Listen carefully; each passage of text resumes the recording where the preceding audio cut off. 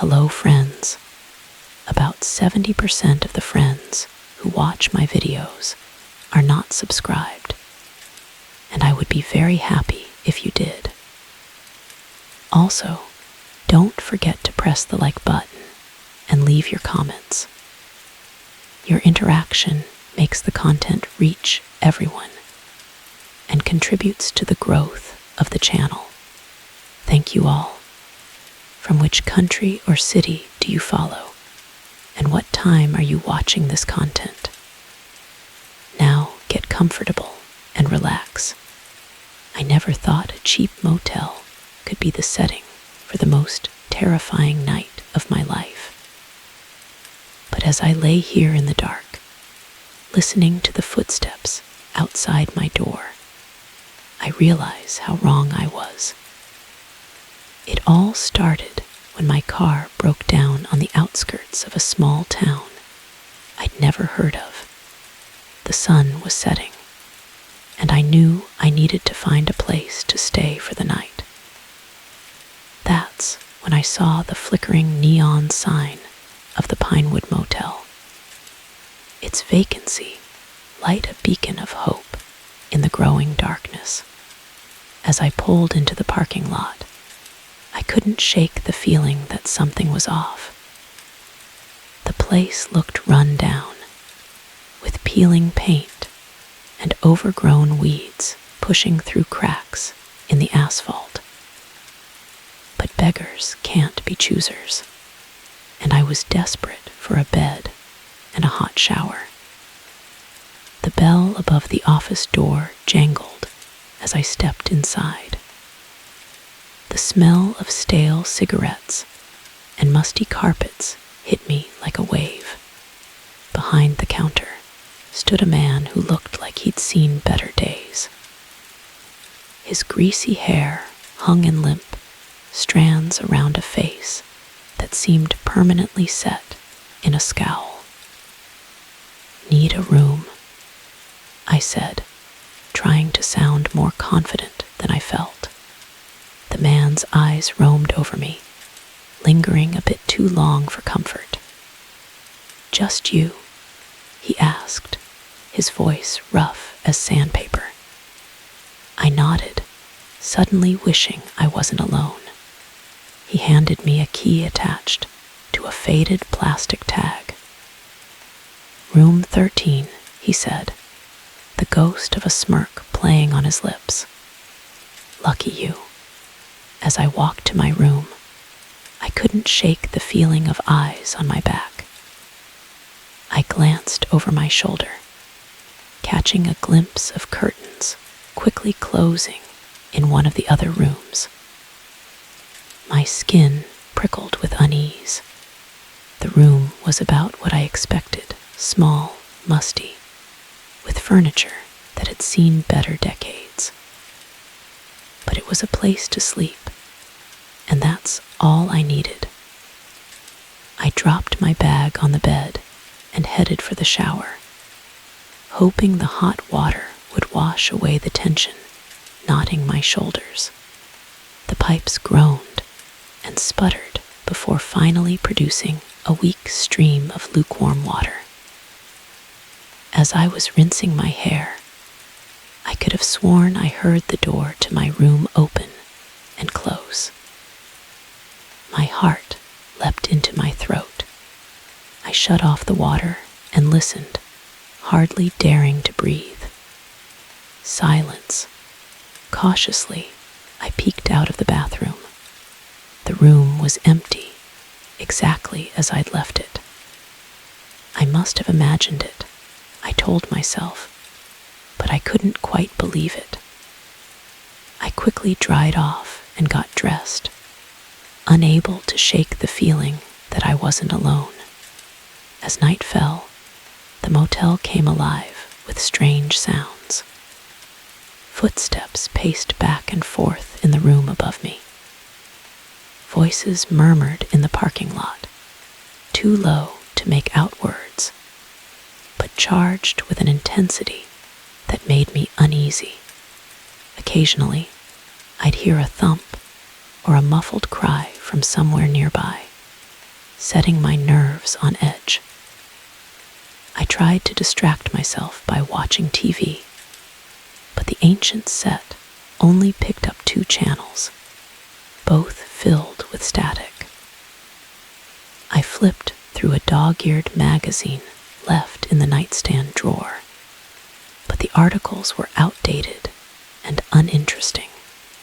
Sleep seemed impossible, but I knew I needed to rest if I was going to deal with my car in the morning. Just as I was about to turn off the light, I heard a knock at my door. I froze, my hand halfway to the lamp switch. Who could it be at this hour? The knock came again, more insistent this time. "Hello," I called out, my voice sounding small and scared in the quiet room. No answer, just another knock. Heart pounding, I approached the door. Through the peephole, I could see a woman standing outside. She looked ordinary enough, middle-aged, with graying hair pulled back in a messy bun. But there was something in her eyes, a wild, desperate look that made me hesitate. "Please," she said, her voice muffled through the door. "I need help. Let me in." Every instinct screamed at me to keep the door closed. But what if she really was in trouble? I undid the chain and opened the door a crack. "What's wrong?" I asked, ready to slam it shut at the first sign of danger. The woman's eyes darted around nervously. "They're coming," she whispered. "We have to get out of here." Now, before I could respond, she pushed past me into the room.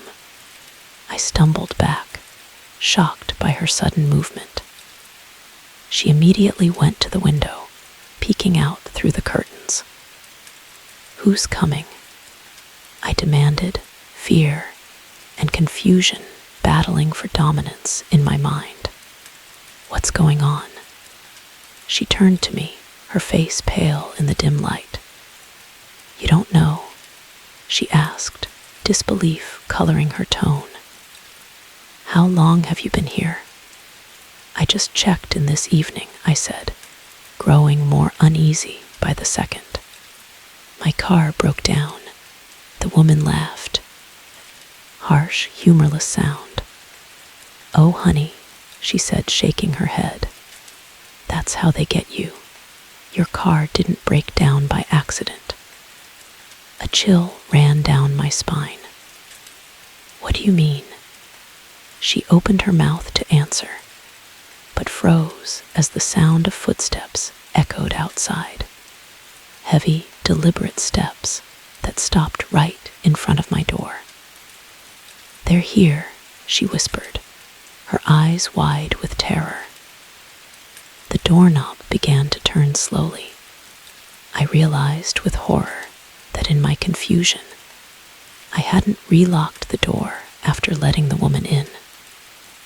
She grabbed my arm, pulling me towards the bathroom. "Quick," she hissed. "We have to hide." We crammed ourselves into the tiny bathroom, barely daring to breathe as we heard the room door open. Heavy footsteps entered the room, accompanied by the sound of drawers being opened and furniture being moved. "Where are they?" a gruff voice demanded. "Not here," another voice answered. "Check the next room." The footsteps retreated and the door closed. I let out a shaky breath, realizing I'd been holding it. "What the hell is going on?" I whispered to the woman. She put a finger to her lips, shaking her head. After a few moments of tense silence, she spoke, her voice barely audible. "This isn't just a motel," she said. "It's a trap. They lure in travelers, people who won't be missed, and then She trailed off, swallowing hard. And then what? I pressed, though I wasn't sure I wanted to know the answer. They take them, she said simply. Sell them, kill them for sport, use them for God knows what. I've been trying to escape for weeks. My mind reeled, struggling to process what she was saying. It sounded insane, like something out of a horror movie. But the fear in her eyes, the sounds I'd heard, the strange behavior of the staff, it all started to fit together in a terrifying picture. We have to get out of here, I said, surprised by the steadiness in my voice. She nodded. There's a window in the back, behind the dumpsters. If we can make it there, we might have a chance. Slowly, cautiously, we emerged from the bathroom. The room was a mess. Drawers pulled out and mattress overturned. They had searched thoroughly, but thankfully hadn't thought to check the bathroom. We crept to the door, listening intently for any sound of movement outside. Hearing nothing, we slipped out into the night. The parking lot was eerily quiet, the only sound the faint buzz of the neon sign. We stuck to the shadows, making our way around the edge of the building towards the back. Just as the dumpsters came into view, a shout rang out behind us. There they are. We ran, no longer caring about stealth. I could hear heavy footsteps pounding after us, gaining ground quickly. The woman reached the window first, struggling to push it open. I turned to look behind us and saw 3 men running towards us, their faces twisted with rage. With a final heave, the window creaked open. The woman scrambled through, then turned to help me. I was halfway through when I felt a hand grasp my ankle. I kicked wildly, connecting with something solid. The grip loosened, and I tumbled through the window onto the ground outside. We ran into the woods behind the motel, branches whipping at our faces as we crashed through the underbrush. I could hear our pursuers crashing through the trees behind us, but their voices grew fainter as we put distance between us. After what felt like hours, we finally stopped, gasping for breath. In the faint pre-dawn light, I could see a road ahead. We had made it. As we walked towards the road, hoping to flag down a passing car, the woman turned to me. "I'm Sarah," she said, offering a tired smile. "Alice," I replied, still trying to process everything that had happened. "Thank you, Alice," Sarah said softly. "I couldn't have made it out alone." I nodded, words failing me, as the sun began to rise, painting the sky in soft pinks and golds. I realized how close I had come to never seeing another dawn. The Pinewood Motel faded into the distance behind us, but I knew its horrors would haunt my dreams for years to come. The neon sign of Joe's Pizza flickered in the rearview mirror as I pulled away, the aroma of pepperoni and cheese filling my car. Little did I know that this routine delivery would lead me into a nightmare I never could have imagined.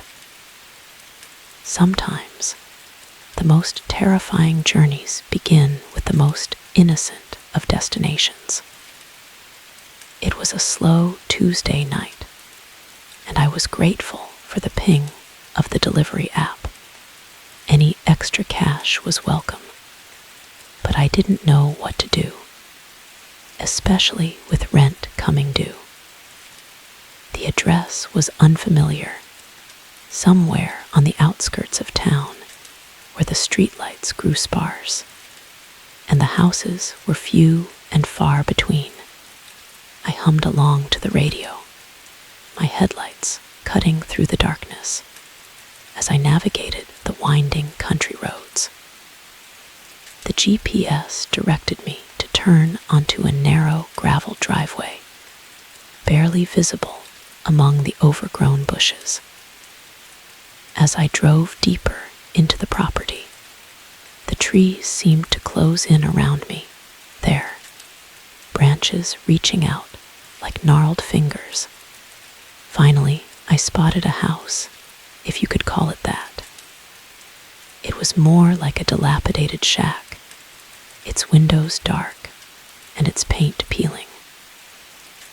A single bulb flickered weakly above the front door, casting eerie shadows across the porch. I grabbed the pizza box and approached the house, gravel crunching under my feet.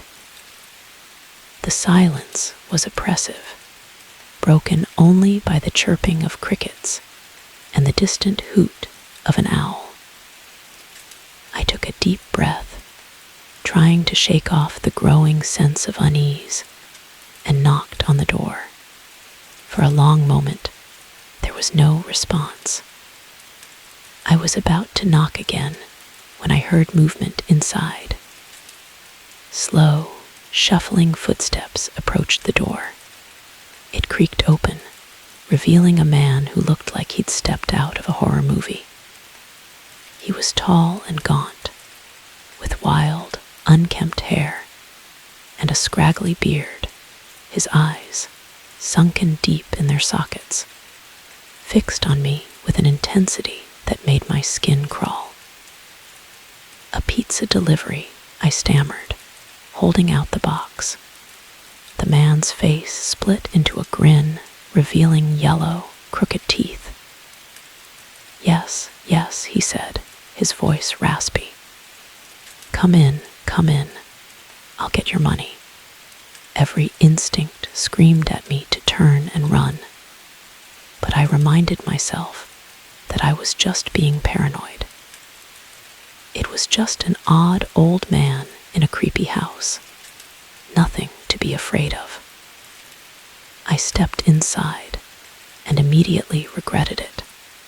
The smell hit me first, a musty, sour odor that made my nose wrinkle. The interior was dimly lit and cluttered, with stacks of newspapers and old furniture creating a maze-like path through the room. "Just wait here," the man said, disappearing into another room. I stood awkwardly in the entryway, shifting my weight from foot to foot. My eyes darted around, taking in the strange decor. Faded photographs covered one wall, their subjects and eyes seeming to follow me too. On a nearby table, I spotted something that made my blood run cold. A collection of newspaper clippings, all about missing persons in the area. The man returned, but instead of money, he held a gun. My heart leapt into my throat as he pointed it at me, that unsettling grin still plastered on his face. "Now," he said, his tone casual as if he were discussing the weather, "you're going to do exactly as I say." I raised my hand slowly, the pizza box falling to the floor with a dull thud. "Look, man," I said, trying to keep my voice steady. "I don't want any trouble. Just take my wallet and let me go." He laughed, a harsh, grating sound. "Oh, I don't want your money, boy. You're going to help me with something far more important." He gestured with the gun, directing me further into the house. I had no choice. comply, my mind racing with possible escape routes. We passed through a kitchen that looked like it hadn't been cleaned in years. Pots and pans piled high in the sink, before entering what appeared to be a study. The room was dominated by a large desk covered in papers and strange-looking devices. Bookshelves lined the walls, filled with old volumes and jars containing things I didn't want to examine too closely. "Sit," the man commanded, pointing to a chair in the corner. I sat, my legs feeling like jelly. "What do you want from me?" I asked, hating how my voice quavered. The man's eyes gleamed with a manic light.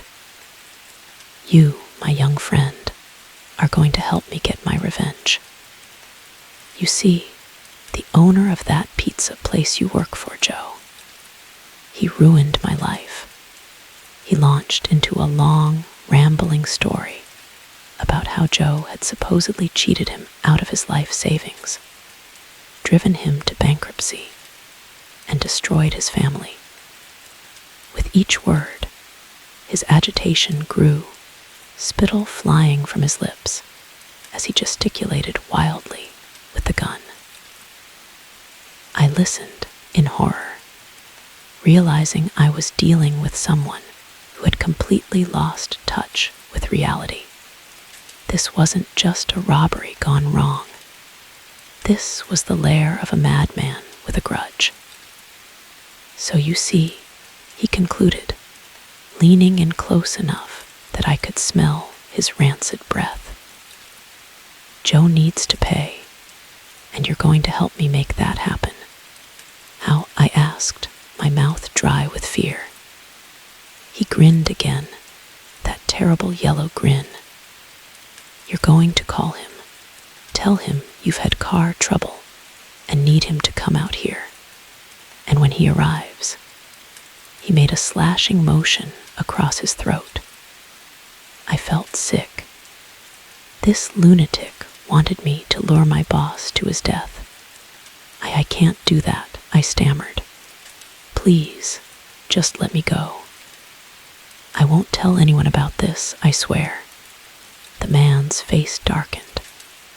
"You don't have a choice, boy. You'll do as I say, or you'll never leave this house alive." He shoved a phone into my hands.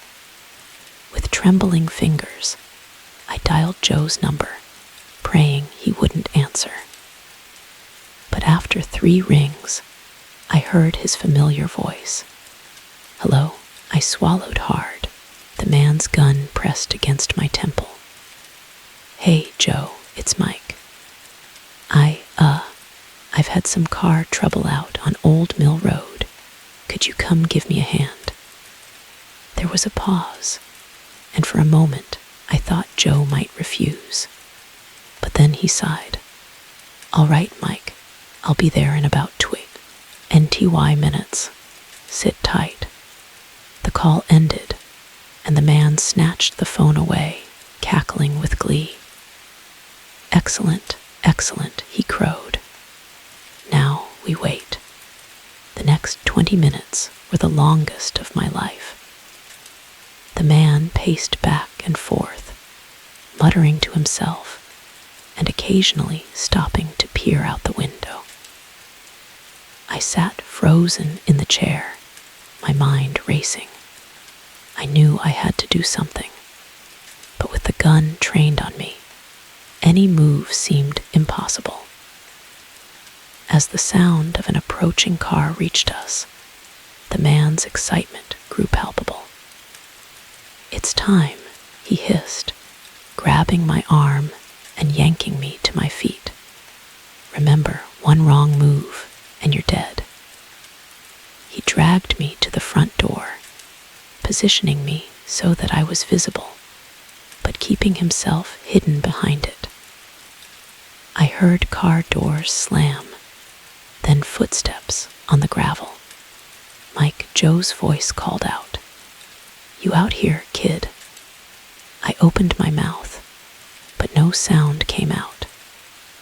The man jabbed the gun into my ribs, and I managed to croak, "Over here, Joe." As Joe approached, I could see the confusion on his face. He was a good man, always fair to his employees. Whatever grudge this madman held against him, I knew it couldn't be justified. Just as Joe reached the porch, I made my decision. I couldn't let this happen. With a sudden burst of adrenaline, I shoved backwards, catching my captor off guard. We tumbled to the floor in a limbs, the gun skittering across the wooden planks. "Run, Joe," I yelled, struggling to keep the man pinned down. "Call the police." Joe, to his credit, reacted quickly.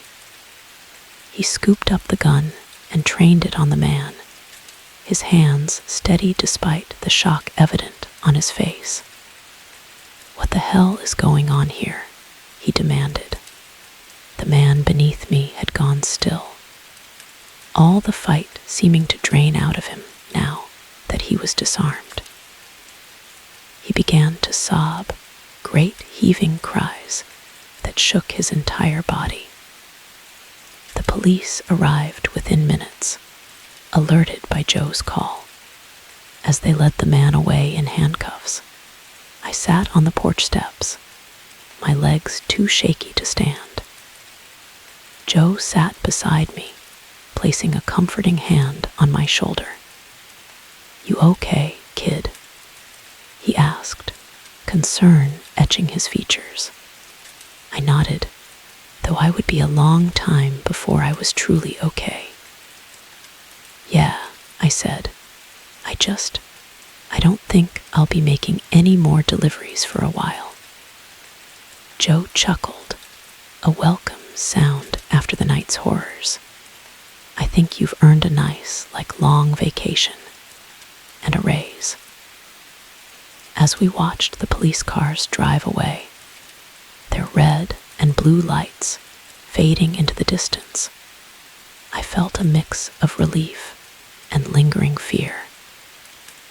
The night's events had shown me how quickly an ordinary situation could turn into a nightmare, but it had also shown me my own strength, a resilience I didn't know I possessed. I knew the memory of this night would stay with me, a reminder of the darkness that can lurk behind closed doors.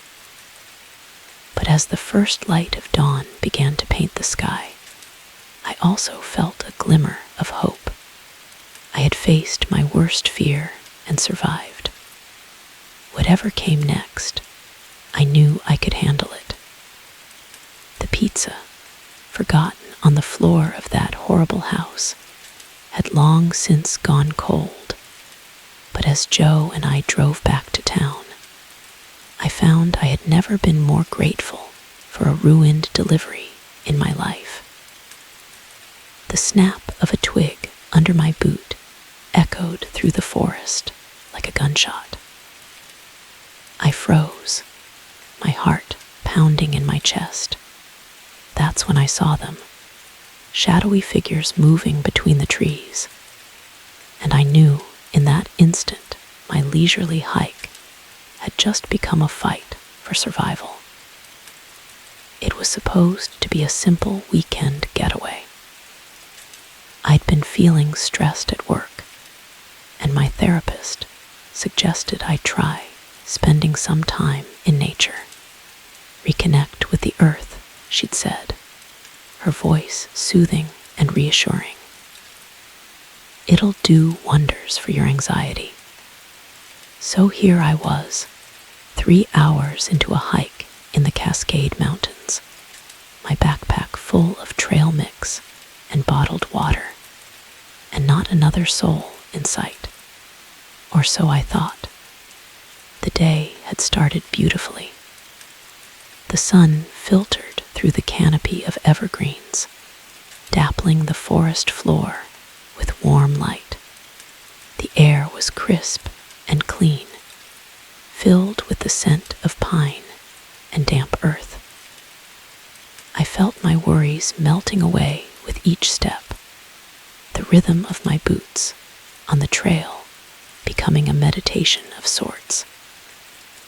I'd veered off the main path about an hour ago, drawn by the sound of rushing water. I found a pristine stream, its clear water bubbling over smooth rocks. I stopped to refill my water bottle, marveling at how clean and fresh it tasted compared to tap water back home. That's when I heard it, voices carried on the wind, too faint to make out words, but clearly human. I felt a twinge of disappointment. I'd been enjoying the solitude, but I reminded myself that other hikers had just as much right to be here as I did. I shouldered my pack and started walking again, figuring I'd either catch up to the group ahead or they'd move on, and I'd have the trail to myself again. But as I rounded a bend, I saw something that made me stop dead in my tracks. In a small clearing just off the trail, I saw a group of men. They weren't hikers. Hay wore dark clothes, and even from this distance, I could see they were armed. Surrounding them were crates, dozens of them. One was open, and I could see packages wrapped in brown paper inside. My brain struggled to process what I was seeing. This deep in the woods, this far from any road, it had to be something illegal. Drugs, maybe, or weapons. My pulse quickened as I realized I was witnessing something I definitely wasn't supposed to see. I took a step backward, intending to quietly retrace my steps and get as far away from here as possible. That's when I stepped on the twig, the crack seeming to echo through the entire forest. The men's heads snapped in my direction. For a moment, we all froze, locked in a tableau of mutual surprise. Then, one of them shouted, and they started moving towards me. I didn't wait to see what would happen next. I turned and ran, crashing through the underbrush with no regard for the trail or direction. All that mattered was putting distance between me and those men. I could hear them behind me, their shouts growing fainter as I ran, but never disappearing entirely. My lungs burned and branches whipped at my face, but terror kept me moving. I don't know how long I ran. It could have been minutes or hours. Time seemed to lose all meaning in the green blur of the forest. Finally, when my legs felt like they were about to give out, I spotted a dense thicket of bushes. Without thinking, I dove in, ignoring the thorns that scraped my arms and face. I lay there, trying to quiet my ragged breathing, straining my ears for any sound of pursuit. For a long while, all I could hear was the pounding of my own heart. Then, distantly, I heard voices again. He couldn't have gotten far, one said, his voice gruff and angry. Spread out, another responded. He's got to be around here somewhere. I pressed myself closer to the ground, hardly daring to breathe. They were looking for me, and based on what I'd seen, I had a sickening feeling about what would happen if they found me. The voices grew closer, and I could hear the crunch of leaves underfoot. I closed my eyes, as if not seeing them could somehow prevent them from seeing me. "Check those bushes," a voice said, alarmingly close. I tensed, ready to bolt, though I knew it was hopeless. I was trapped. Suddenly, a new sound cut through the air, a loud, electronic beeping. One of the men swore. "It's the perimeter alarm," he said. "Someone else is in the area." "Shit," another voice responded. "We need to get back and secure the product. This guy will have to wait." I heard their footsteps retreating, moving quickly away from my hiding spot. Even after I could no longer hear them, I remained frozen in place, afraid to move a muscle. As the adrenaline began to wear off, the reality of my situation sank in. I was lost in the woods, being hunted by dangerous men, with no idea which direction would lead me to safety. I don't know how long I lay there, paralyzed by fear and indecision. The light began to fade, the forest growing darker around me. I knew I couldn't stay here forever, but every snapping twig or rustling leaf sent a jolt of terror through me. Finally, as true darkness began to fall, I forced myself to move. My muscles protested as I crawled out of the thicket, thorns catching on my clothes and skin. I stood on shaky legs, trying to orient myself. The forest looked different in the twilight, shadows turning familiar shapes into looming monsters. I picked a direction that I hoped would lead me away from the clearing and started walking, moving as quietly as I could. Every sound made me jump. An owl's hoot nearly sent me into a panic, convinced for a moment that it was a human call. The crack of a branch in the distance had me diving for cover, only to realize it was probably just a deer or some other animal. I walked for what felt like hours, the darkness growing more complete. I was afraid to use my flashlight, worried it might attract attention. So I stumbled along by the faint light of the moon filtering through the trees. Just when I was beginning to lose hope, convinced I was walking in circles, I saw something that made my heart leap. Lights in the distance. Not the harsh glare of flashlights, but the warm glow of windows, civilization. I quickened my pace, hope giving me a second wind. As I got closer, I could make out the shape of buildings, a small cluster of cabins. A campground or ranger station, perhaps. I burst out of the tree line, probably looking like a madman with my torn clothes and wild eyes. A couple sitting around a campfire looked up in alarm. "Please," I gasped, my voice hoarse.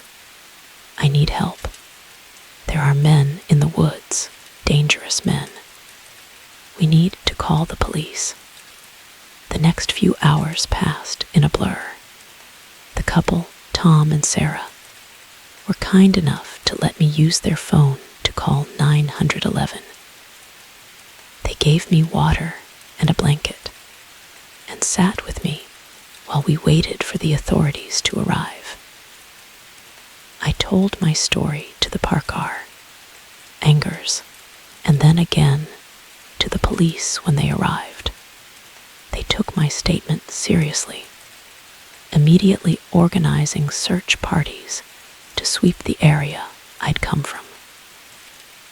as the sun began to rise, painting the sky in brilliant pinks and oranges, a police officer approached me. "We found the clearing you described," he said. "There was evidence of recent activity, but whoever was there is long gone now. We'll keep investigating, but it looks like you stumbled onto a major drug operation." I nodded, too exhausted to feel much beyond a dull relief. The officer assured me they would need to ask more questions later, but for now, I was free to go. Tom and Sarah offered to drive me back to my car, an act of kindness I'll never forget. As we drove down the winding mountain road, I stared out the window at the peaceful forest. It looked so different in the morning light. Beautiful, serene, hiding no darker purpose. But I knew the truth now. I had seen the darkness that could lurk in even the most picturesque places. I knew it would be a long time before I could look at a forest the same way again. My therapist had suggested nature as a cure for my anxiety, but instead, it had given me a whole new set of fears. Yet as we drove further from the mountains, I felt a strange sense of strength growing within me. I had faced true danger and survived. Whatever challenges lay ahead in my normal life, I knew I could face them. The weekend getaway hadn't gone as planned, but as I finally reached my car and began the long drive home, I realized it had changed me in ways I never could have anticipated. The forest had shown me both the darkest and brightest aspects of human nature, the dangerous men who had hunted me, and the kind strangers who had taken me in. As the mountains receded in my rearview mirror, I made a silent promise to myself. I would not let this experience break me. Instead, I would use it as a reminder of my own resilience. The woods may have held danger, but they had also shown me my own strength, and that, I realized, was the greatest gift of all. The crackling of our campfire was suddenly drowned out by a sound that made my blood run cold, the unmistakable click of a rifle being cocked. As I turned, I saw them emerge from the shadows, their eyes glinting with malice. In that moment, I realized our family camping trip had just become a fight for survival. It was supposed to be a perfect getaway. My wife, Sarah, and I had been planning this trip for months. Our kids, Ethan and Lily, were finally old enough to appreciate the great outdoors, and we were excited to share our love of nature with them. We'd chosen a remote spot in the Adirondacks, far from the crowded campgrounds and tourist traps. "It'll be an adventure," I told the kids, not realizing how prophetic those words would become. The first 2 days were everything we'd hoped for. We hiked through lush forests, marveled at crystal clear streams, and spent our evenings roasting marshmallows around the campfire. Ethan, at 12, was full of questions about the plants and animals we encountered. 9-year-old Lily delighted in collecting pretty rocks and leaves. Sarah and I exchanged contented smiles, feeling like we'd made the right choice in unplugging from the world for a while. On the third day, we decided to venture further into the wilderness. I'd spotted a beautiful valley on our map, about a day's hike from our campsite. We packed enough supplies for an overnight stay, planning to camp in the valley before heading back the next day. The hike was challenging, but rewarding. The kids complained a bit about the distance, but their grumbles turned to exclamations of wonder when we reached our destination. The valley was a picturesque paradise, with a small lake surrounded by towering pines and rocky outcroppings. We set up camp near the lake, and I took Ethan fishing while Sarah and Lily looked for wildflowers. As the sun began to set, we gathered around our campfire, tired but happy. That's when everything changed. The first sign that something was wrong was a rustling in the bushes, too heavy to be a small animal. I saw Sarah tense up, her eyes scanning the tree line. Before I could say anything, they appeared. 3 men stepped into the firelight, and I felt my heart skip a beat. They weren't fellow hikers or park rangers. These men looked rough, with unkempt beards and tattered clothes. But it was their eyes that truly frightened me, cold and hard, filled with a hostility that made my skin crawl. Well, the tallest one drawled, his lips curling into a sneer. Looks like we've got some city folk trespassing on our territory. I stood up slowly, trying to position myself between the men and my family. We didn't realize this area was off limits, I said, fighting to keep my voice steady. We'll pack up and leave first thing in the morning. The man laughed, a harsh sound that echoed across the valley. Oh, I don't think so. See, you've wandered I, and T.O. our neck of the woods, and we don't take kindly to outsiders. That's when I heard the click of the rifle and saw the glint of the barrel in the firelight. My mind raced, trying to figure a way out of this nightmare. Sarah had pulled the kids close to her, her face pale with fear. Look, I said, holding my hands up in a placating gesture. We don't want any trouble. We have some money, camping gear. It's all yours. Just let us go. The man with the rifle stepped forward, his eyes narrowing. It ain't about the money, he growled.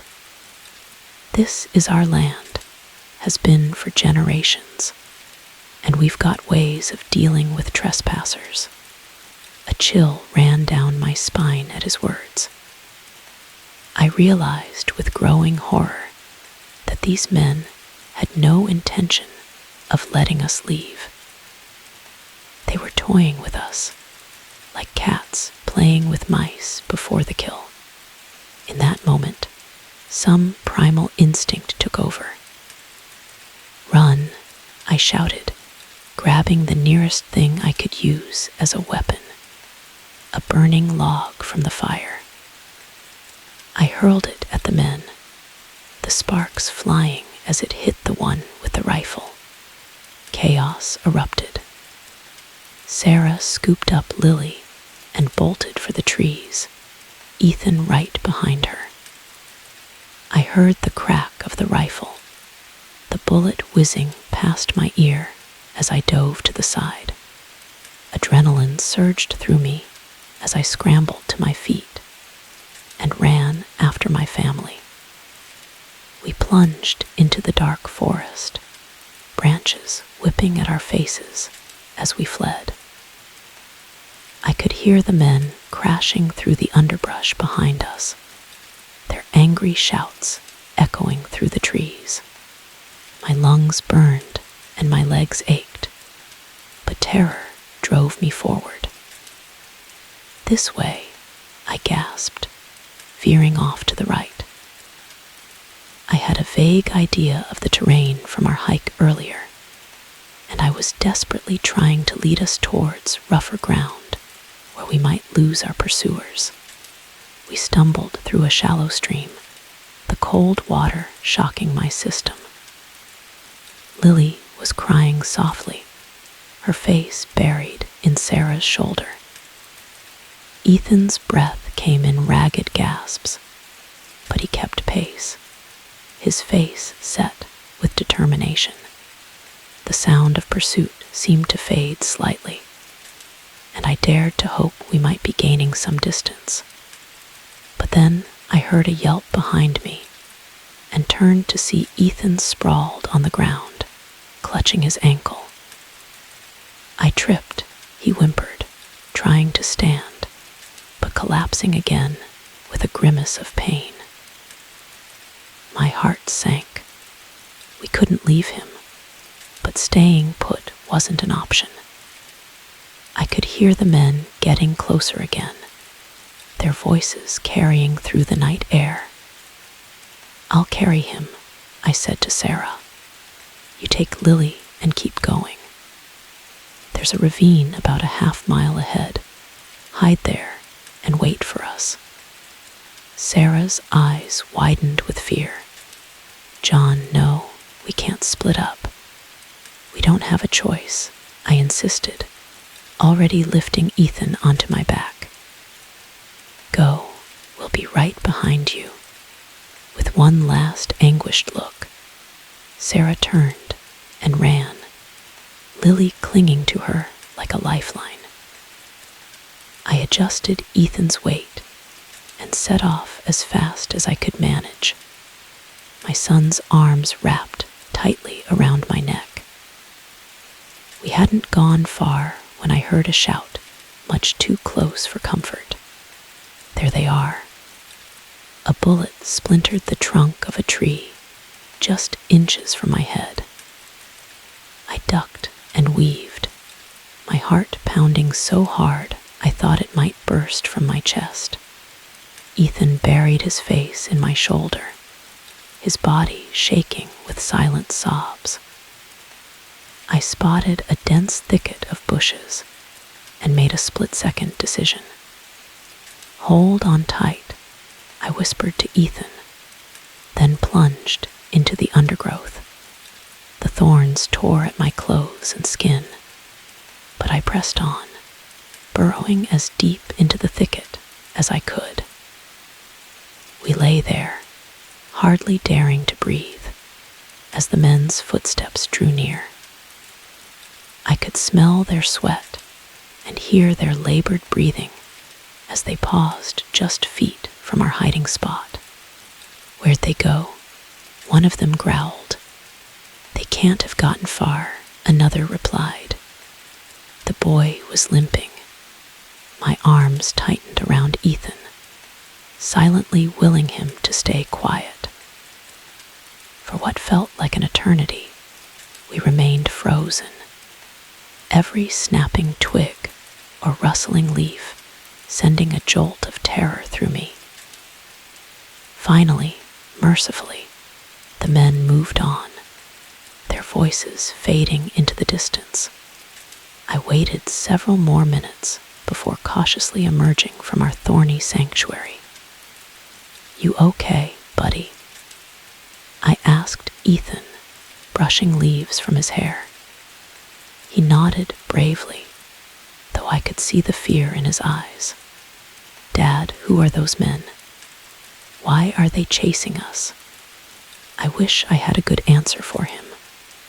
"I don't know, son," I said honestly, "but we're going to be okay. We just need to find Mom and Lily. Then we'll get out of here." We set off again, moving as quietly as we could through the dark forest. Every shadow seemed to hide a threat, every sound a potential danger. But gradually, I began to recognize landmarks from our earlier hike. We were getting close to the ravine where I'd told Sarah to hide. As we approached, I heard a faint whisper, "John, Ethan." Relief flooded through me as Sarah and Lily emerged from behind a large boulder. We embraced fiercely, all of us shaking with a mixture of fear and gratitude at being reunited. But we couldn't afford to relax yet. Those men were still out there, and we were lost in the wilderness with no supplies and an injured child. We needed a plan. "There's a ranger station about 10 miles from here," I said, trying to recall the details of our map. "If we can make it there, we'll be safe." It was a daunting journey, especially in our condition. But as I looked at my family, tired, scared, but alive and together, I knew we had no choice. We had to try. As the first light of dawn began to filter through the trees, we set off. The forest that had seemed so welcoming just days ago now felt oppressive and dangerous. But with each step, we were moving closer to safety and further from the nightmare behind us. I didn't know if we'd make it. I didn't know if those men were still hunting us, or what would happen if they caught up. But I did know one thing. I would do whatever it took to protect my family. We had survived the night against all odds, and somehow, some way, we would survive this too. As we walked, I realized that this ordeal had changed us all. The carefree family that had arrived in these woods was gone. In its place was something stronger, forged in the crucible of fear and desperation. Whatever happened, we would face it together. And so we pressed on, into the unknown, clinging to hope and to each other. The moment I saw his thumb jutting out from the shadows, I knew I should have kept driving. But something, pity, curiosity, or just plain stupidity, made me slow down. Little did I know, I was about to pick up a nightmare. It had been a long day on the road. I was on my way back from a business trip, the monotony of the highway broken only by the occasional flicker of headlights from oncoming traffic. The radio kept me company, playing a mix of old rock songs and late-night talk shows. As I rounded a bend, my headlights caught a solitary figure standing on the shoulder. He was tall and thin, with a backpack slung over one shoulder. His thumb was outstretched, the universal sign of a hitchhiker.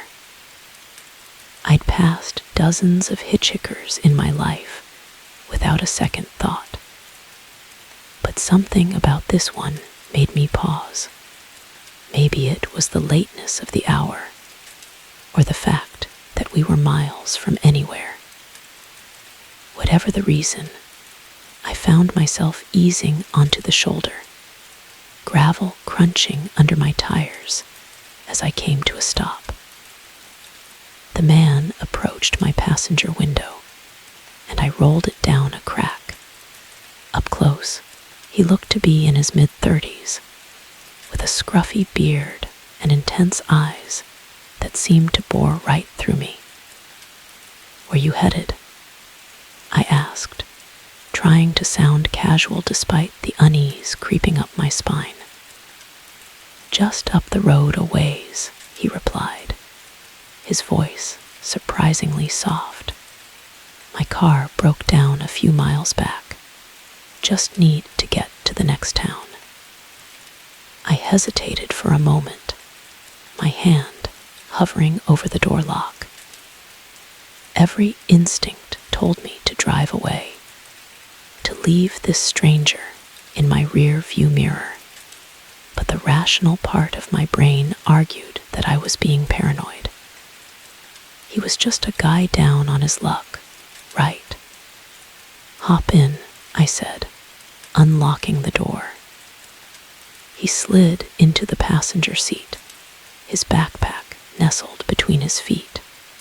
As we pulled back onto the highway, I caught a whiff of cigarette smoke and something else I couldn't quite place. "I'm John," I said, more to break the silence than out of any real desire to chat. "Mike," he replied, his eyes fixed on the road ahead. We drove in silence for a while, the only sound the hum of the engine and the occasional static from the radio.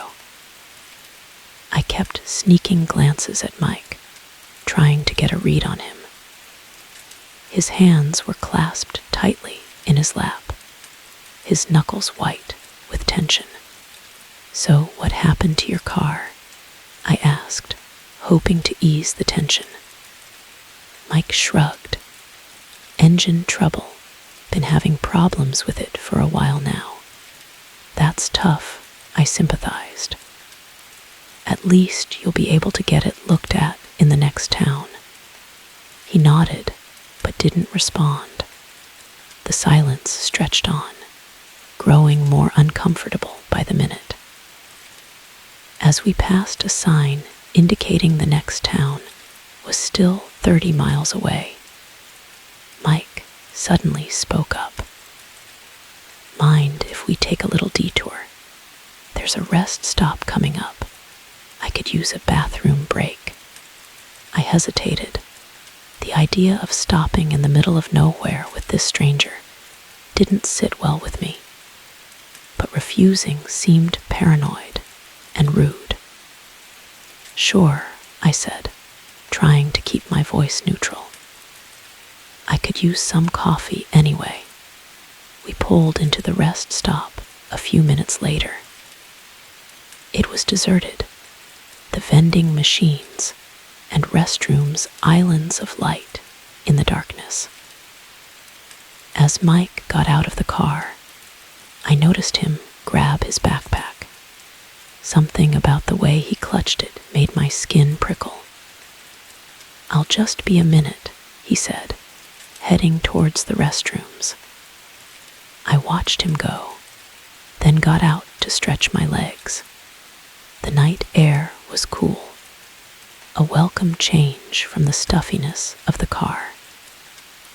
I walked over to the vending machines, fishing some change out of my pocket for a coffee. As I waited for my drink, I couldn't shake the feeling that something was off. Mike had been gone for a while now, too long for a simple bathroom break. I glanced towards the restrooms, half expecting to see him emerging. But there was no sign of him. Curiosity and unease warred within me. Part of me wanted to get in the car and drive away, leaving whatever was going on far behind. But another part, the part that had made me stop in the first place, wouldn't let me leave without knowing. I approached the restroom cautiously, my footsteps echoing in the quiet night. "Mike," I called out. "Oh, everything okay in there?" No response. I pushed open the door, the hinges creaking ominously. The fluorescent lights flickered, casting strange shadows. The stalls were empty. Mike was gone. My heart began to race. Had he run off? But why? And where to in the middle of nowhere? That's when I saw it. A small piece of paper tucked under the soap dispenser. With trembling fingers, I unfolded it. "I'm sorry," it read in hasty scrawl. "They're after me. I had to use you as cover. Check your trunk." Ice flooded my veins. I sprinted back to my car, fumbling with the keys. The trunk popped open, and I recoiled at what I saw. Bundles of cash, stacks and stacks of it. And underneath, a gun. My mind reeled. What had I gotten myself into? Who was Mike really, and who was after him? The sound of approaching engines snapped me back to reality. Headlights appeared on the horizon, growing rapidly closer. Without thinking, I slammed the trunk shut and jumped into the driver's seat. My tires squealed as I peeled out of the rest stop, my heart pounding in my ears. In my rearview mirror, I saw 2 black SUVs pull into the rest stop. They paused only momentarily before resuming their pursuit. I pressed the accelerator to the floor, the engine roaring as I pushed it to its limits. The speedometer crept past 90, then 100, but the SUVs kept pace. My knuckles were white on the steering wheel as I weaved through traffic, narrowly avoiding collisions. Questions raced through my mind. Was Mike some kind of criminal? A thief? Or was he running from something more sinister? And what would happen to me if these people caught up? I took an exit ramp at the last second, hoping to lose my pursuers, but they were relentless, matching my every move. I found myself on a winding back road, trees looming on either side. The SUVs were gaining, their headlights filling my mirrors. Suddenly, a figure appeared in the road ahead. I slammed on the brakes, the car fishtailing as I fought for control. As I skidded to a stop, I realized with a jolt that it was Mike. He ran to the car, yanking open the passenger door. "Drive," he yelled, jumping in. I hesitated for a split second, but the sound of screeching tires behind us made the decision for me. I floored it, the tires spinning on the asphalt before finding purchase. "What the hell is going on?" I demanded, my voice shaking with fear and adrenaline. Mike was rummaging in his backpack. He pulled out another gun, checking it with practiced ease. "I'm CIA," he said, his eyes scanning the road behind us. "Deep cover. Those guys back there, they're not the good guys." My mind struggled to process this information. The money in my trunk. "Evidence," he replied grimly. "Enough to bring down a major criminal organization. But they found out I was onto them. Been running ever since." The SUVs were closing in again. I heard the crack of gunfire, and my rear window exploded in a shower of glass. Mike leaned out the window, returning fire. "There's a safe house about 10 miles from here," Mike shouted over the noise. "If we can make it there, we'll be okay." I nodded, too focused on driving to form words. We careened around corners, the car's suspension groaning in protest.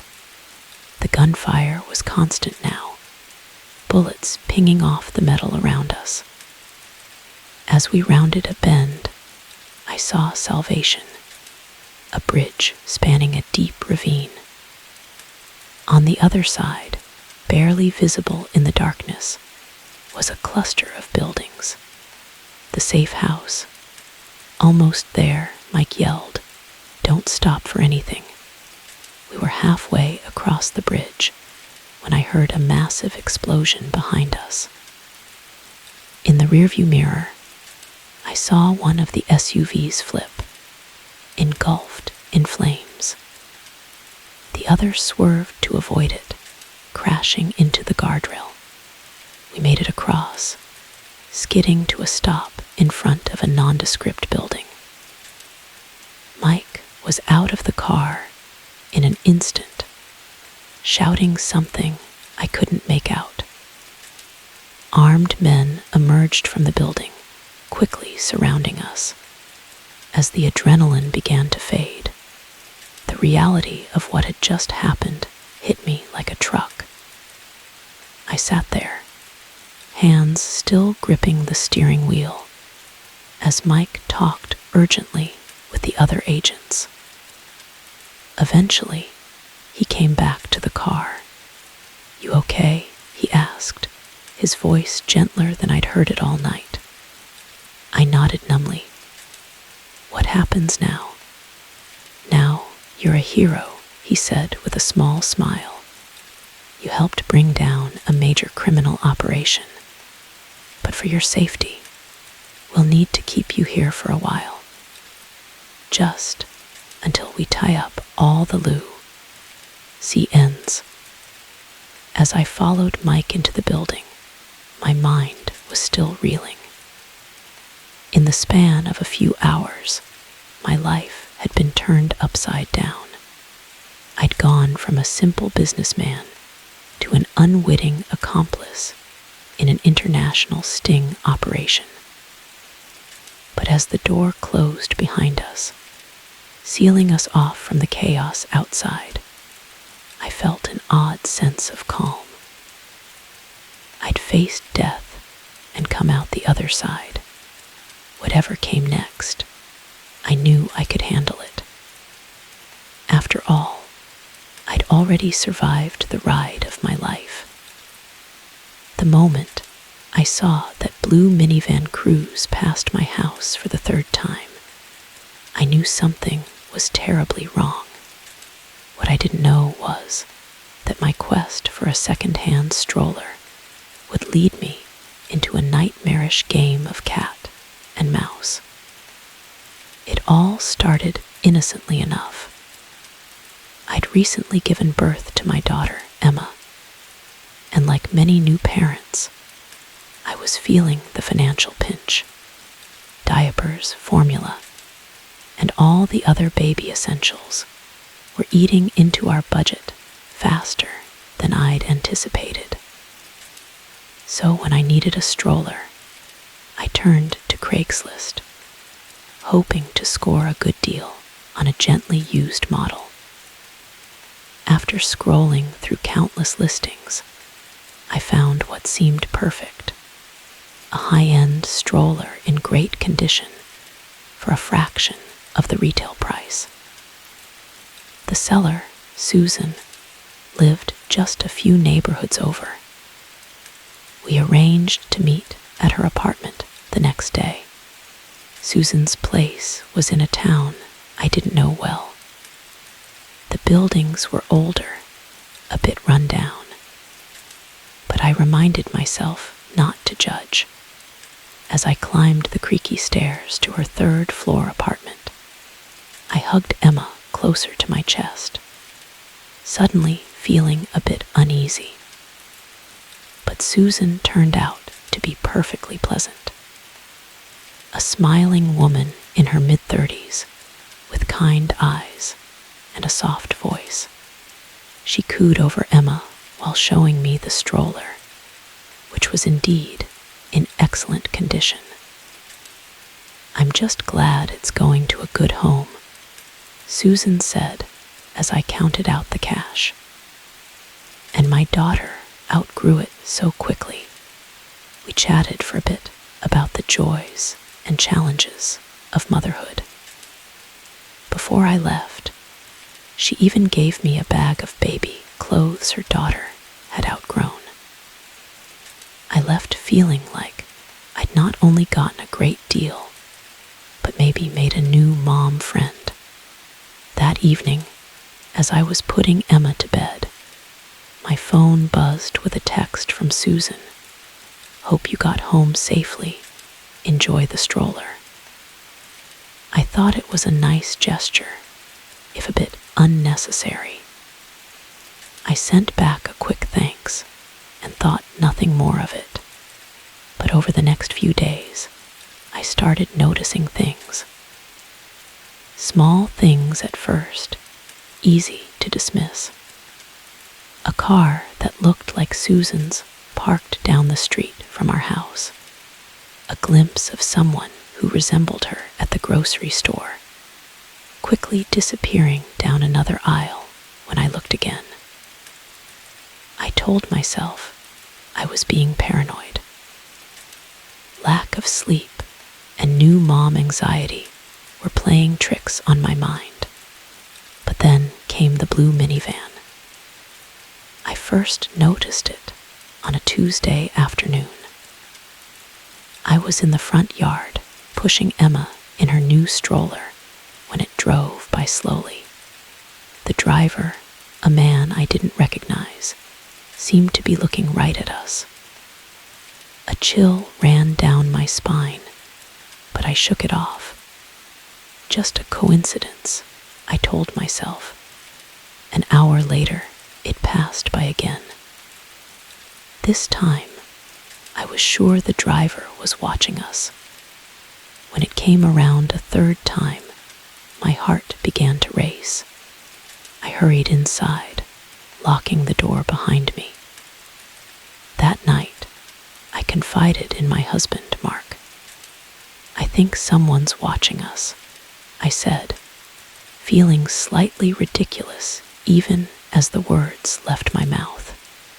Mark listened patiently, but I could see the skepticism in his eyes. "Honey, you're exhausted," he said gently. "Your mind is probably just playing tricks on you. Why would anyone be watching us?" I wanted to believe him. But the next day, as I was coming back from a walk with Emma, I saw Susan. She was across the street, partially hidden behind a tree, watching my house. When she saw me notice her, she quickly walked away. Now, I was sure something was wrong. I called the non-emergency police line, but they weren't much help. Without any concrete evidence of a threat, there wasn't much they could do. They advised me to keep a record of any suspicious activities and call 911 if I ever felt an immediate danger. Over the next week, the sightings continued. The blue minivan, glimpses of Susan. Once, I even got a text from an unknown number. "Your baby is beautiful. Her eyes are so bright." I was a nervous wreck. I stopped going out unless absolutely necessary. I triple-checked the locks on our doors and windows every night. Mark was becoming worried, suggesting that maybe I should talk to someone about postpartum anxiety. But I knew this was real. I could feel eyes on me constantly, watching, waiting. But for what? The answer came on a rainy Thursday night. Mark was working late, and I was home alone with Emma. As I was washing dishes, I heard a noise from the baby monitor, a creak that didn't sound like Emma stirring in her crib. My heart in my throat. I crept upstairs. As I approached the nursery, I heard whispers. I peered around the doorframe and saw a sight that turned my blood to ice. Susan was there, leaning over Emma's crib, reaching for my baby. Without thinking, I burst into the room. "Get away from her," I screamed. Susan whirled around, her eyes wide with shock. For a moment, We just stared at each other, the only sound Emma's confused whimpers. "I'm sorry," Susan said, her voice trembling. "I'm so sorry. I had to see her, to hold her." "What are you talking about?" I demanded, moving to stand between her and the crib. "Why are you in my house? Why have you been following me?" Tears welled up in Susan's eyes. "My baby," she whispered. "I lost my baby. She looks so much like your Emma. I couldn't let go." The pieces started to fall into place. The stroller that was barely used, the baby clothes, Susan's obsession with my daughter. A wave of pity washed over me, quickly replaced by fear and anger. "You need to leave," I said, my voice shaking. "Now, before I call the police." Susan nodded, tears streaming down her face. As she turned to go, she looked back at Emma one last time.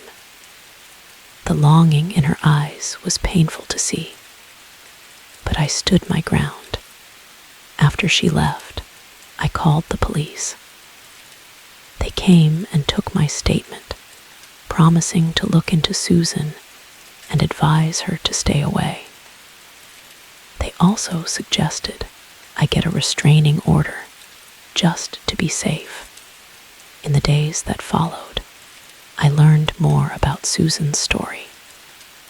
She had indeed lost a baby just a few months earlier. The grief had apparently driven her to fixate on Emma as a replacement. The man in the blue minivan turned out to be her brother, who had been trying to keep an eye on her, worried about her mental state. It took a long time for me to feel safe again. We installed a security system, and I went to therapy to deal with the anxiety the ordeal had caused. Gradually, life returned to something resembling normal. But I never forgot the lesson I learned. That sometimes the greatest dangers can come from the most unexpected places. That a simple act of kindness, selling a used stroller to a fellow mom, could open the door to a nightmare. Now, years later, I still think about Susan sometimes. I hope she got the help she needed, and while I'm more cautious now, I try not to let fear rule my life. After all, Emma is growing up fast, and I don't want to miss a moment of it worrying about what might be lurking in the shadows. As I watch Emma play in our backyard, her laughter ringing out in the summer air, I'm reminded of how precious and fragile life can be, and I'm grateful, not just for her safety, but for the strength I found within myself during those terrifying days. It's a strength I carry with me always, ready for whatever challenges life might bring next. The moment I saw Nurse Samantha slip those vials into her purse, I knew I was in for the longest night shift of my life. What I didn't know was that it would also be the most dangerous.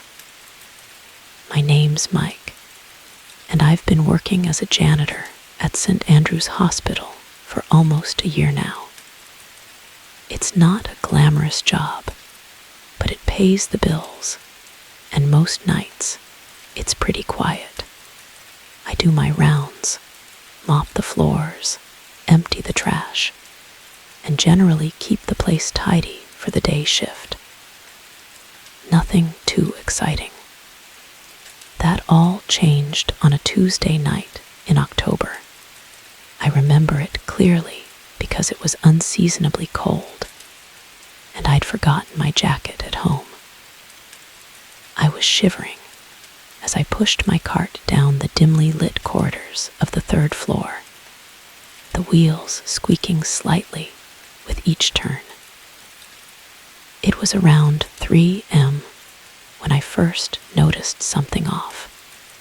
Nurse Samantha, one of the night shift regulars, was acting strange near the supply closet. Now, Samantha had always been a bit intense. She was a big woman, tough as nails, with a reputation for being volatile. Most of the staff gave her a wide berth. But this was different. She kept glancing around nervously, checking over her shoulder as she fumbled with the door lock.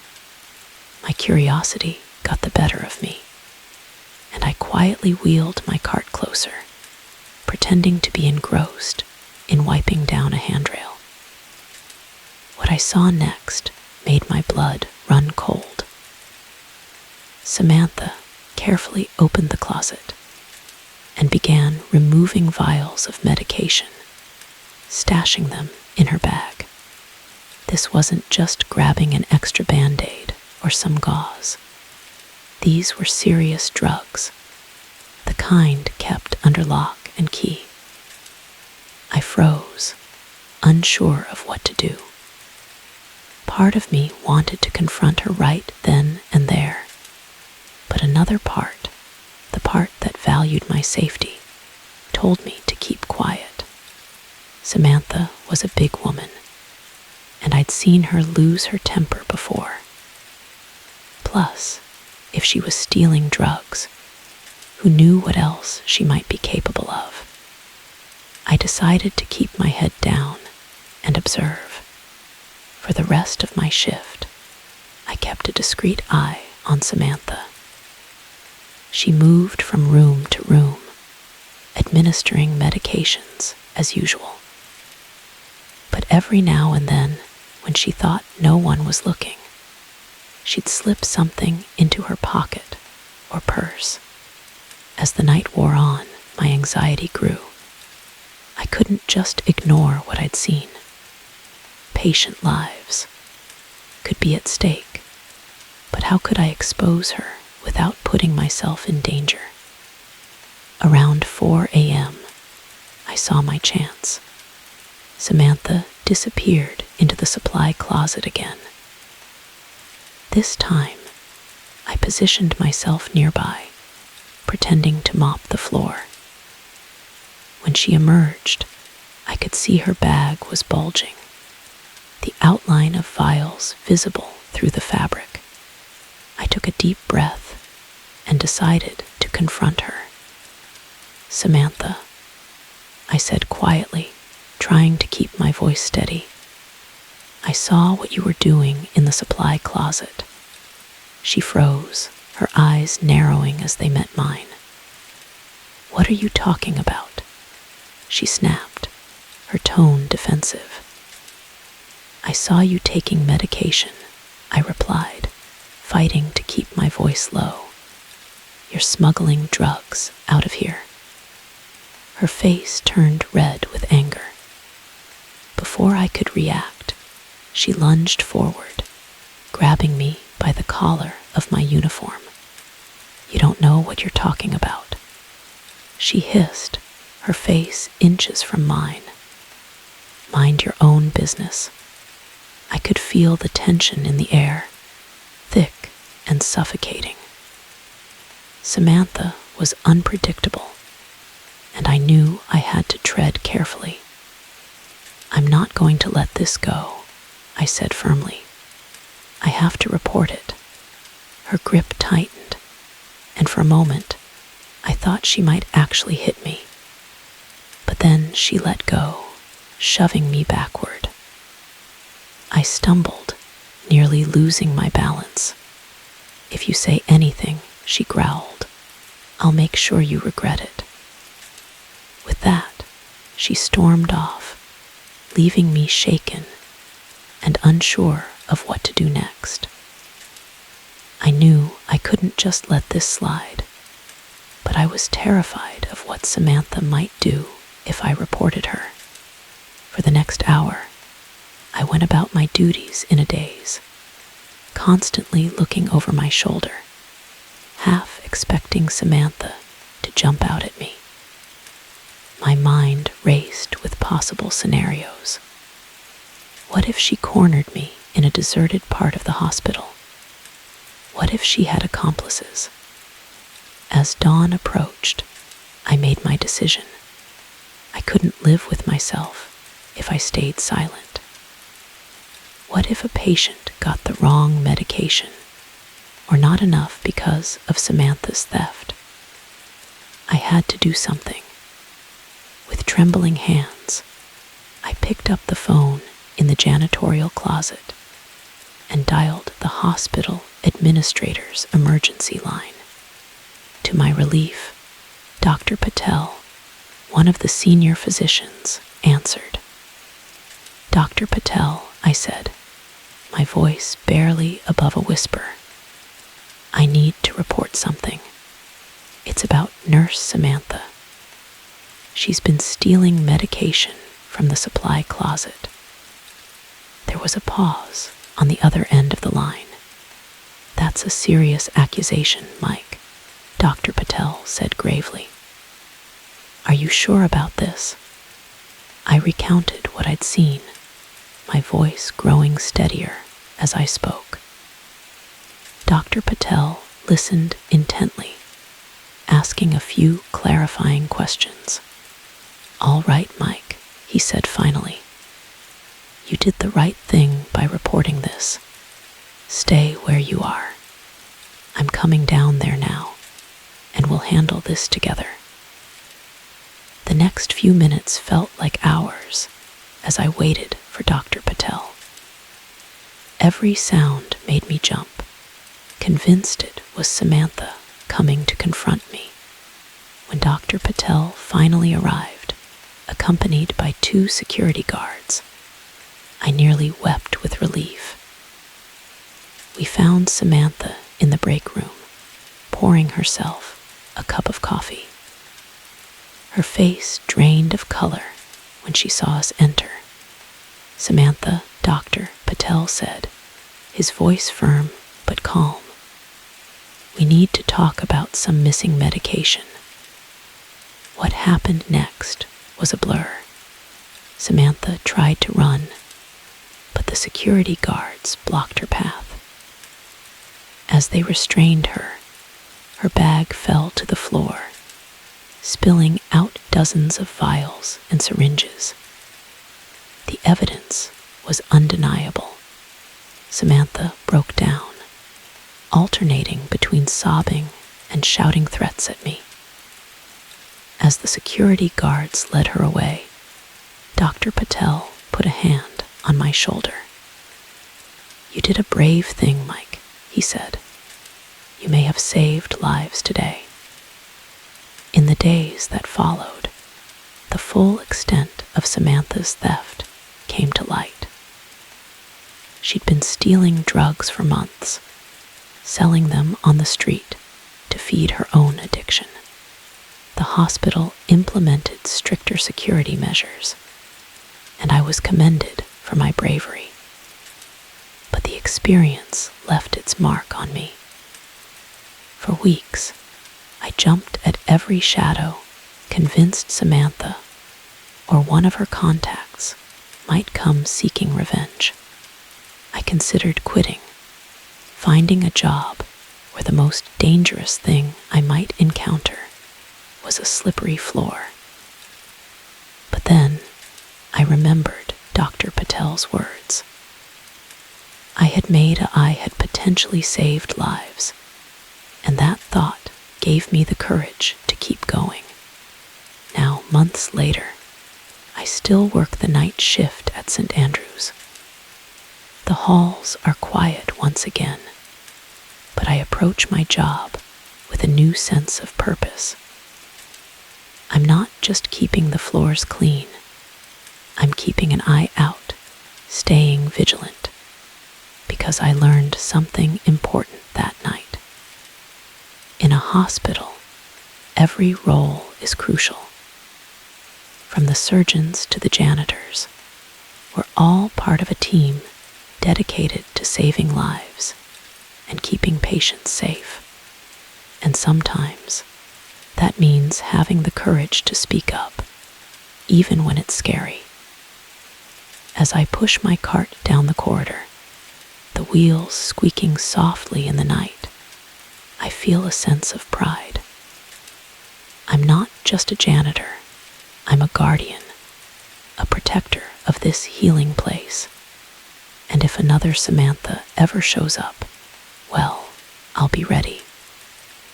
The night shift may be long, and at times it may be dangerous. But it's my shift, my responsibility, and I wouldn't have it any other way. The moment I saw the envelope slip under my hotel room door, my heart stopped. In a foreign country, with no money, no ID, and a growing sense that I was being hunted, that innocent-looking piece of paper might as well have been a ticking bomb. I'd always dreamed of traveling the world. When I finally saved up enough for a solo trip to Greece, I thought I was embarking on the adventure of a lifetime. Little did I know, it would turn into a nightmare that would test every ounce of my strength and wit. The first few days in Athens were everything I'd hoped for. I explored the Acropolis, savored authentic Greek cuisine, and lost myself in the vibrant streets of Plaka. The city was a sensory overload in the best possible way, and I fell in love with its blend of ancient history and modern energy. On my fourth night, I returned to my small hotel room, exhausted but exhilarated from a day of sightseeing. As I was getting ready for bed, I noticed something was off. My bag, which I distinctly remembered leaving on the chair, was now on the floor. At first, I brushed it off as faulty memory, but when I checked inside, my stomach dropped. My wallet, passport, and phone were gone. Panic set in immediately. I was alone in a foreign country, with no way to prove who I was or contact anyone for help. I rushed to the hotel reception, my hands shaking as I explained the situation. The receptionist looked concerned and called the local police for me. The officers who arrived took my statement, but I could tell from their expressions that they didn't hold out much hope. Thefts like this were common, they explained, especially in tourist areas. They advised me to go to the American embassy in the morning to get a temporary passport. That night was one of the longest of my life. I barely slept, jumping at every sound in the hallway, convinced the thief might return. When morning finally came, I made my way to the embassy. My nerves frayed and my spirit dampened. The embassy staff were sympathetic but bureaucratic. They took my details and said it would take a few days to process everything. In the meantime, they provided me with some emergency cash and helped me find a cheaper hostel to stay in while I waited. As I settled into my new, more Spartan accommodations, I couldn't shake the feeling that something wasn't right. It wasn't just the theft. There was something more sinister at play. I kept catching glimpses of people watching me. A man in a dark suit at a cafe across the street. A woman who seemed to be following me through the market. I tried to tell myself I was being paranoid, that the stress of the situation was making me imagine things. But then came the envelope. I had just returned to my room after another frustrating day of waiting for news from the embassy. The plain white envelope lay there on the floor, innocuous yet terrifying. With trembling hands, I picked it up and opened it. Inside was a single sheet of paper with a message scrawled in messy handwriting. "Stay away. This is your only warning." My blood ran cold. What did it mean? Stay away from what? Who was warning me? And why? I called the front desk immediately, explaining about the envelope. They assured me they would take it seriously and increase security measures. That night, I barely slept. Every creak of the old hostel made me jump. I kept imagining footsteps outside my door, shadows moving under the crack. When morning finally came, I was a wreck. I decided I couldn't stay in my room feeling like a sitting duck. I needed to be around people, to feel some semblance of safety. I went down to the lobby, planning to camp out there for the day.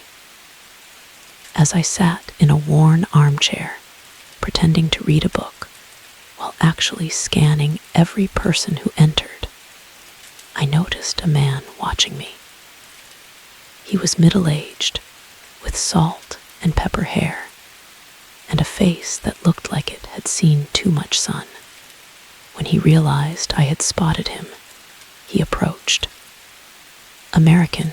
he asked in a thick accent I couldn't place. I nodded warily, my body tensing for flight.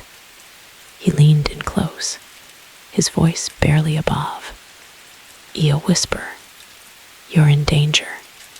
They think you have something that belongs to them." Before I could ask who they were or what they thought I had, he was gone, melting into the crowd outside the hostel doors. My mind raced. Was this connected to the theft? Had I somehow stumbled into something bigger than a simple robbery? I felt like I was in the middle of a spy thriller, except this was terrifyingly real. I spent the rest of the day in a state of hypervigilance, constantly looking over my shoulder. Every stranger on the street became a potential threat. I couldn't shake the feeling that I was being watched, hunted. As night fell, I knew I couldn't go back to my room. It didn't feel safe anymore. I walked the streets of Athens, moving from one 24-hour cafe to another, never staying in one place too long. The city that had seemed so magical just days ago now felt oppressive and dangerous. Around midnight, I saw them. Two men in dark clothes, moving with purpose through the thinning crowds. They were scanning faces, and I knew instinctively they were looking for me. I ducked into a narrow alleyway, my heart pounding so loud I was sure they would hear it. I heard their footsteps at the entrance of the alley.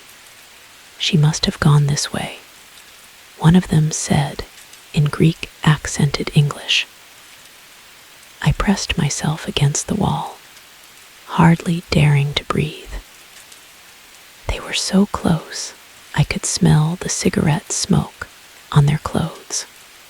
Just when I thought they would discover me, a cat knocked over a trash can further down the alley.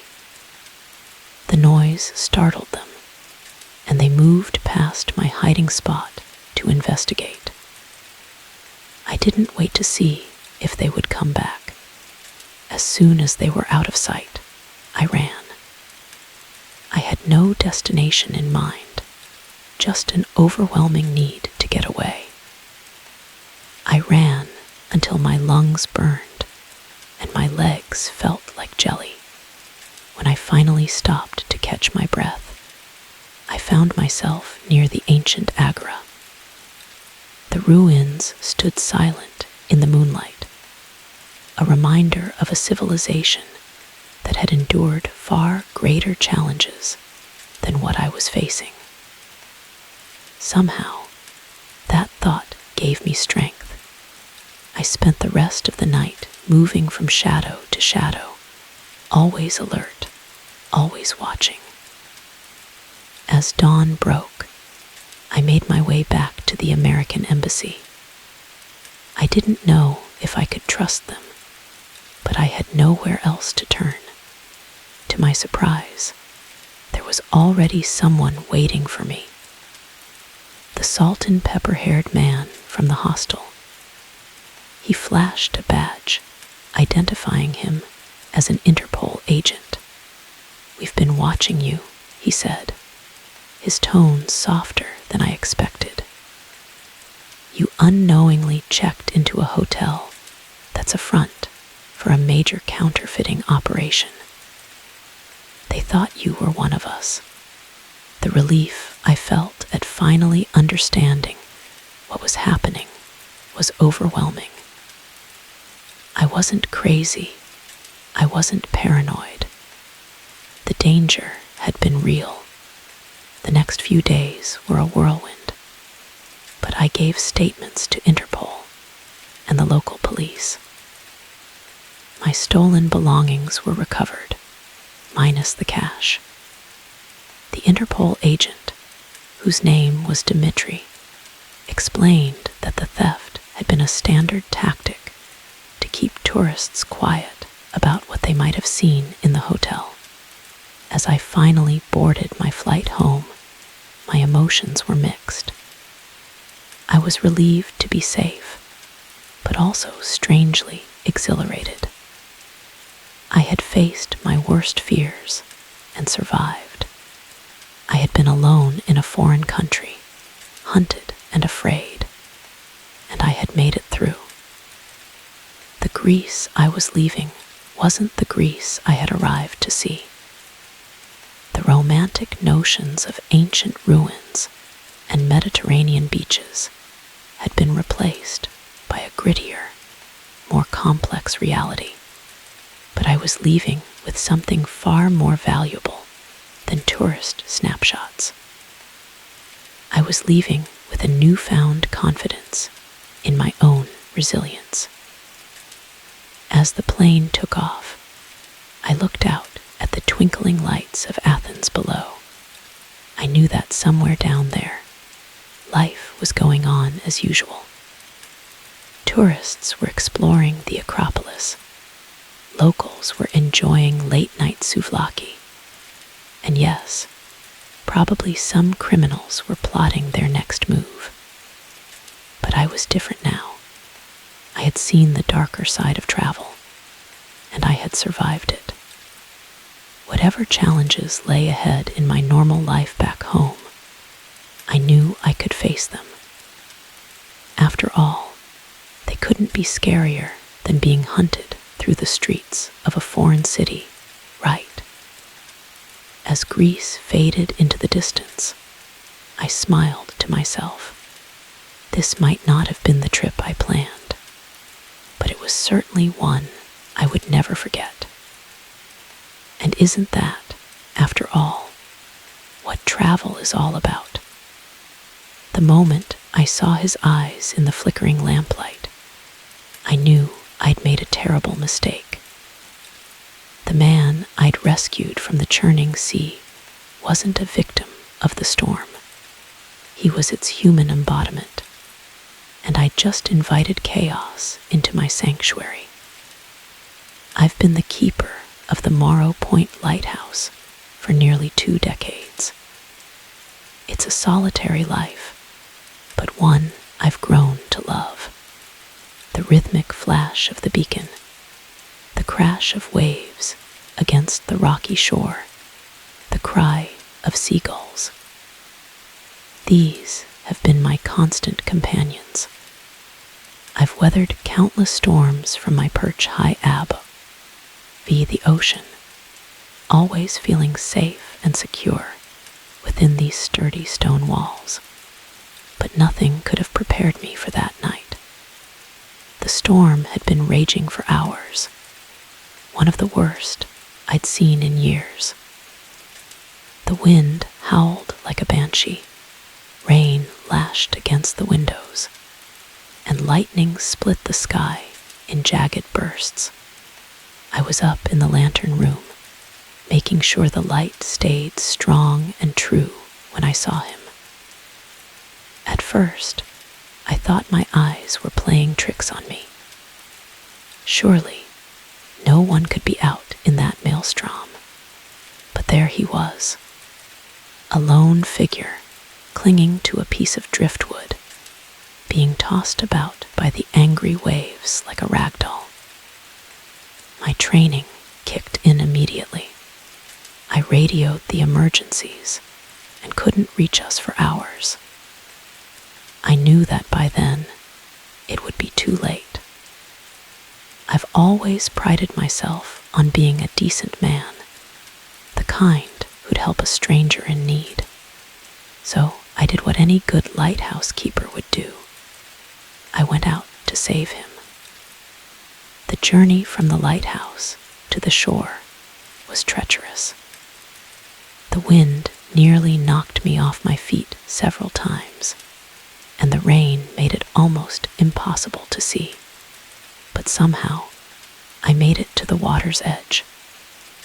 I waded in, the icy waves slapping against my chest, threatening to pull me under. The man had drifted closer to shore, but he was clearly exhausted, barely hanging on.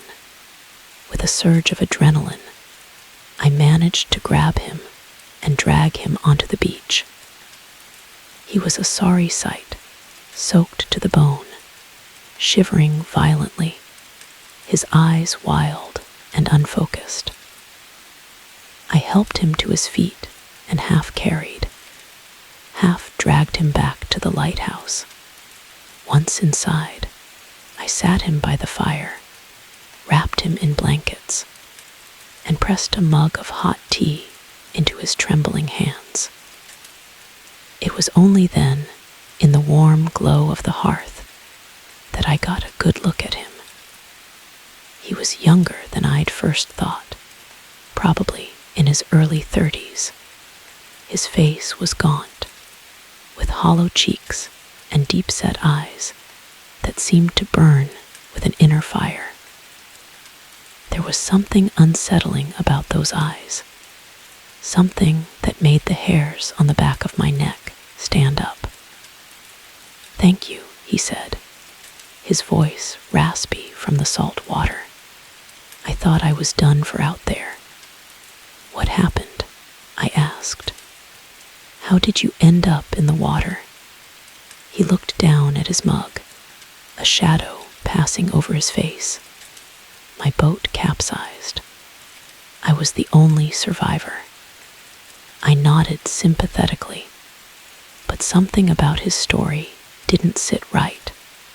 His clothes weren't those of a sailor, and he had no other signs of having been on a boat. No life jacket, no identifying tags, nothing. "I'm John," I said, trying to shake off my unease. "I'm the lighthouse keeper here." He looked up at me, those unsettling eyes boring into mine. "Martin," he replied simply. As the night wore on, Martin became more talkative. He asked questions about the lighthouse, about my life here, about the surrounding area. His interest seemed innocent enough, but there was an intensity to his queries that put me on edge. I tried to radio the Coast Guard again, but the storm was interfering with the signal. We were on our own, at least until morning. As I prepared a makeshift bed for Martin in the living quarters, I couldn't shake the feeling that I'd made a mistake in bringing him here. But what choice did I have? I couldn't have left him to drown. I showed Martin to his room and retreated to my own, locking the door behind me, something I'd never felt the need to do before.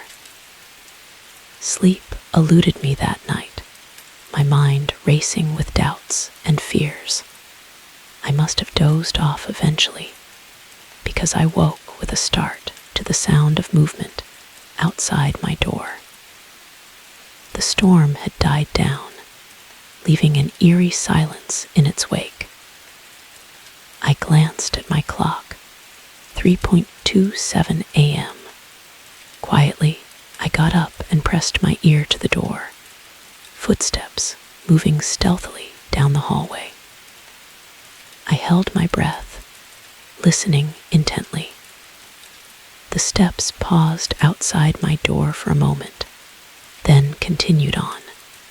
My heart pounding, I cracked open the door and peered out.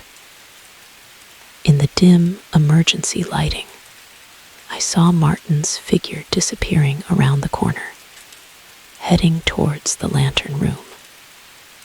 I followed, trying to keep my footsteps silent on the metal stairs. As I reached the top, I heard Martin's voice. He was talking to someone, his tone urgent and low. "I'm in," he was saying. "The old fool bought my story hook, line and sinker. We can move forward with the plan." I felt my blood run cold. Who was he talking to? What plan? I must have made a noise because suddenly Martin fell silent. I barely had time to duck back down the stairs before he emerged from the lantern room. "John," he called out. "Is that you?" I didn't answer, my mind racing. I needed to get to my radio to call for help. But to do that, I'd have to get past Martin. Taking a deep breath, I stepped out into view. "Just checking on you," I said, trying to keep my voice steady. "Thought I heard something up here." Martin's face was a mask of innocence. But his eyes, those burning eyes, told a different story. "Just admiring the view," he said smoothly. "It's quite something up here." I nodded, not trusting myself to speak further. We stood there in uncomfortable silence for a moment before I excused myself, saying I needed to check on something downstairs. As soon as I was out of sight, I raced to the radio room. My hands shook as I tried to establish a connection with the Coast Guard. "Mayday, mayday," I whispered urgently into the mic. "This is Morrow Point Lighthouse. I need immediate assist." A hand clamped down on my shoulder, spinning me around. Martin stood there, all pretense of friendliness gone from his face. Now, John," he said, his voice cold and hard. "We can't have you doing that." What followed was a desperate struggle. Despite my age, I'm still strong from years of maintaining the lighthouse. But Martin was younger, quicker, and driven by a manic energy I couldn't match. We crashed around the room, knocking over equipment and furniture. I managed to land a solid punch to his jaw, but he retaliated by slamming my head against the wall, leaving me dazed. Through the fog of pain, I saw Martin pick up a heavy wrench from my toolbox. He raised it high, a look of grim determination on his face. "I'm sorry it had to come to this, old man," he said, "but I can't let you interfere." Just as he was about to bring the wrench down, a blinding light flooded the room. We both turned to see a Coast Guard helicopter hovering outside the window, its searchlight trained directly on us. Martin's moment of distraction was all I needed. I lunged forward, tackling him to the ground. We grappled on the floor as shouts and footsteps thundered up the lighthouse stairs. Moments later, the room was filled with Coast Guard officers. They pulled Martin off me, quickly restraining him. As they led him away, I learned the truth. Martin was part of a smuggling ring that had been using remote lighthouses as drop-off points. They'd been planning to take over Morrow Point for months, seeing it as the perfect, isolated spot for their operations. The storm that had brought Martin to my door had been entirely manufactured, a ploy to gain entry to the lighthouse and overpower its solitary keeper. In the days that followed, as I nursed my bruises and gave statements to various law enforcement agencies, I couldn't help but reflect on how close I'd come to disaster. My desire to help, my basic human decency, had nearly been my undoing. But as I stood in the lantern room, watching the beams sweep out over the calm sea, I realized something. Yes, there was darkness in the world, men like Martin who would exploit kindness for their own gain. But there was also light, the Coast Guard who had come to my rescue, the officers who worked tirelessly to bring the smugglers to justice, even my own stubborn refusal to give in. These were all beacons of hope in their own way. I decided to stay on as keeper of Morrow Point. This lighthouse had been my home for too long to abandon it now, but I'd be more cautious in the future, more discerning about who I let into my sanctuary. As night fell and I lit the beacon once more, I felt a renewed sense of purpose. I was more than just a lighthouse keeper. I was a guardian, a protector of this small corner of the world, and come storm or smuggler, I would stand my ground. The light flashed out across the waves, strong and steady, and I stood watch, ready for whatever the night might bring. The moment he slid into my backseat, I knew this wasn't going to be an ordinary ride. There was something in his eyes, a wild, desperate look that sent a chill down my spine. Little did I know, I was about to become an unwitting accomplice in a night that would push me to my limits. I'd been driving for Uber for about 6 months, mostly to supplement my day job income. It was usually pretty uneventful, drunk college kids, business people running late, tourists trying to cram in as many sights as possible. But this night was different from the start. It was around 2 a.m., that dead time when the bars have closed, but the city hasn't quite woken up yet. I was thinking about calling it a night when the ping came through on my app. The pickup location was in a part of town I didn't know well, mostly abandoned warehouses and shuttered factories.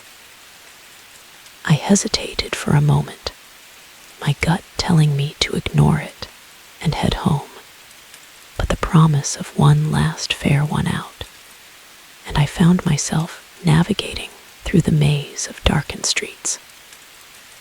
As I pulled up to the address, I saw him. A man in his mid-30s, dressed in dark clothes, standing in the shadow of a graffiti-covered wall. He was looking around nervously, like he expected someone to jump out at him at any moment. "You the Uber," he called out as I approached. I nodded, forcing a smile. "That's me. Where are we headed tonight?" He didn't answer immediately, just slid into the back seat and shut the door. The car filled with the smell of sweat and something metallic that I couldn't quite place. "Just drive," he said, his voice low and tense. "I'll give you Dyer. CT-ons as we go." Every instinct I had was screaming at me to kick this guy out and speed away. But I was already moving, merging back onto the empty street. We drove in silence for a while, the man occasionally muttering directions. We were heading out of the city towards the more rural outskirts. The buildings grew sparse, replaced by fields and the occasional farmhouse. So I said, trying to break the tension, "Late night or early morning for you?" He grunted in response, his eyes fixed on the side mirror. "You always this chatty." I shut up after that, focusing on the road ahead. The silence in the car was oppressive, broken only by the hum of the engine and the occasional ping from my phone. After about 20 minutes, he suddenly barked, "Pull over here." We were in the middle of nowhere, a dirt road stretching out on either side of us. There was nothing around except for an old, dilapidated barn about 100 yards off the road. "Look, man," I said, my voice shaking slightly. "I don't know what's going on here, but shut up and listen." He cut me off. For the first time, I saw something glint in his hand, a knife. My blood ran cold. "Here's what's going to happen," he continued, his voice eerily calm. "You're going to wait here. I'm going to take care of some business in that barn. When I come back, you're going to drive me back to the city. No questions asked, got it?" I nodded, my mouth too dry to speak. "Good," he said. "And just so we're clear, if you try to leave or call anyone, things will get very unpleasant for you. Understand?" Another nod. He got out of the car and walked towards the barn, disappearing into the shadows. As soon as he was out of sight, I let out a shaky breath I didn't realize I'd been holding. My mind was racing. What had I gotten myself into? Was this guy a drug dealer, a killer? Should I try to make a run for it? I looked at my phone. No signal, of course. Minutes ticked by, feeling like hours. Every sound made me jump, the rustle of leaves in the wind, the distant hoot of an owl. I kept expecting to hear gunshots or screams, but there was nothing. After what felt like an eternity, I saw movement by the barn. The man was coming back, and he wasn't alone. There was someone else with him, stumbling along like they were injured or drugged. As they got closer, I could see it was a woman. Her hands were tied behind her back, and there was a gag in her mouth. Her eyes were wide with terror. My heart was pounding so hard, I thought it might burst out of my chest. This wasn't just some shady deal. This was a kidnapping, and I was in the middle of it. The man shoved the woman into the back seat, then got in beside her. "Drive," he commanded. I put the car in gear, my hands shaking on the steering wheel. As we pulled away, I caught the woman's eye in the rearview mirror. The fear and desperation I saw there made my decision for me. I had to do something. We'd been driving for about 10 minutes when I saw my chance. Up ahead was a sharp bend in the road, with a steep drop-off on one side. I took a deep breath, sent up a silent prayer, and made my move. As we approached the turn, I suddenly jerked the wheel hard to the right. The car skidded, tires squealing on the asphalt. The man yelled, caught off guard. Before he could react, I slammed on the brakes and threw the car into park. In the moment of chaos, I scrambled out of the driver's seat and yanked open the back door. The woman tumbled out, and I grabbed her arm, pulling her with me as I ran. I could hear the man shouting behind us, the sound of his footsteps getting closer. We ran towards a dense patch of trees, the uneven ground making us stumble. Suddenly, a shot rang out. The man had a gun. The woman stumbled, letting out a muffled cry through her gag. I pulled her behind a large tree, both of us breathing hard. "Come out, the man called, his voice echoing in the night. "You're only making this worse for yourselves." I looked at the woman, trying to convey with my eyes that she should stay quiet. Slowly, carefully, I untied her hands and removed the gag. "Thank you," she whispered, her voice hoarse. Another shot rang out, closer this time.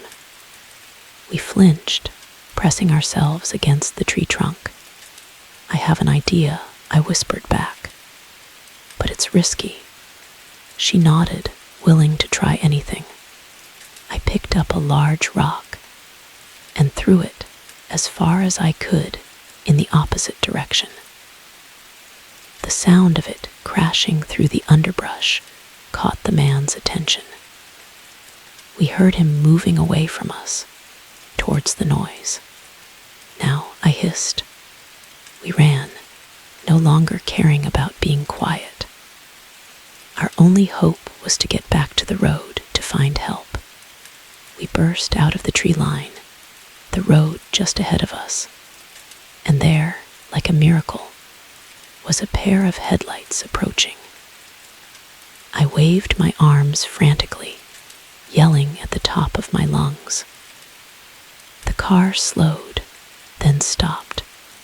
It was an old pickup truck, driven by a bewildered-looking elderly man. "Please," I gasped, "we need help." "TH, there's a man with a gun." Before I could finish, another shot rang out. The old man's eyes widened in fear, but to his credit, he didn't drive off. Instead, he reached over and flung open the passenger door. "Get in," he yelled. We didn't need to be told twice. We piled into the truck, the woman practically in my lap in the cramped cab. As we sped off, I saw the man emerge from the trees in my side mirror, his face contorted with rage. The old man, who introduced himself as Frank, drove us straight to the nearest police station. The next few hours were a blur of statements and questions. The woman, whose name was Lisa, had been kidnapped by the man, her ex-husband, who had been stalking her for months.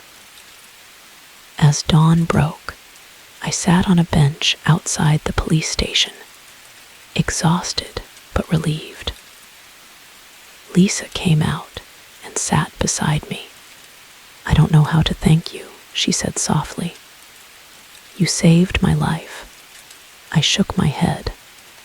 "I'm just glad we both made it out okay." She squeezed my hand, and we sat there in silence, watching the sun rise on a new day.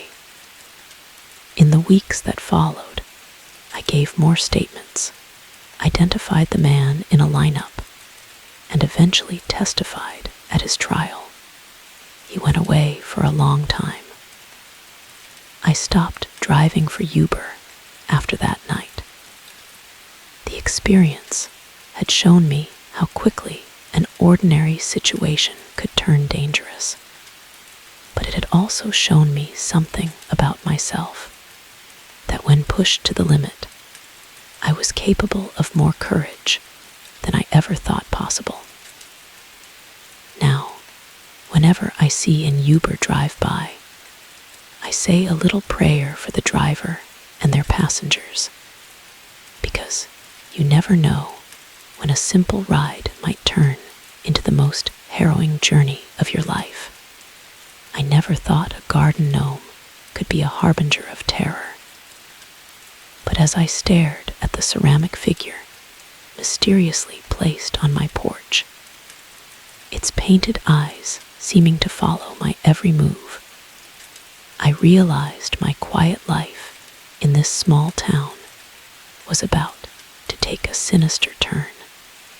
My name's Sarah, and I moved to Millbrook about 6 months ago.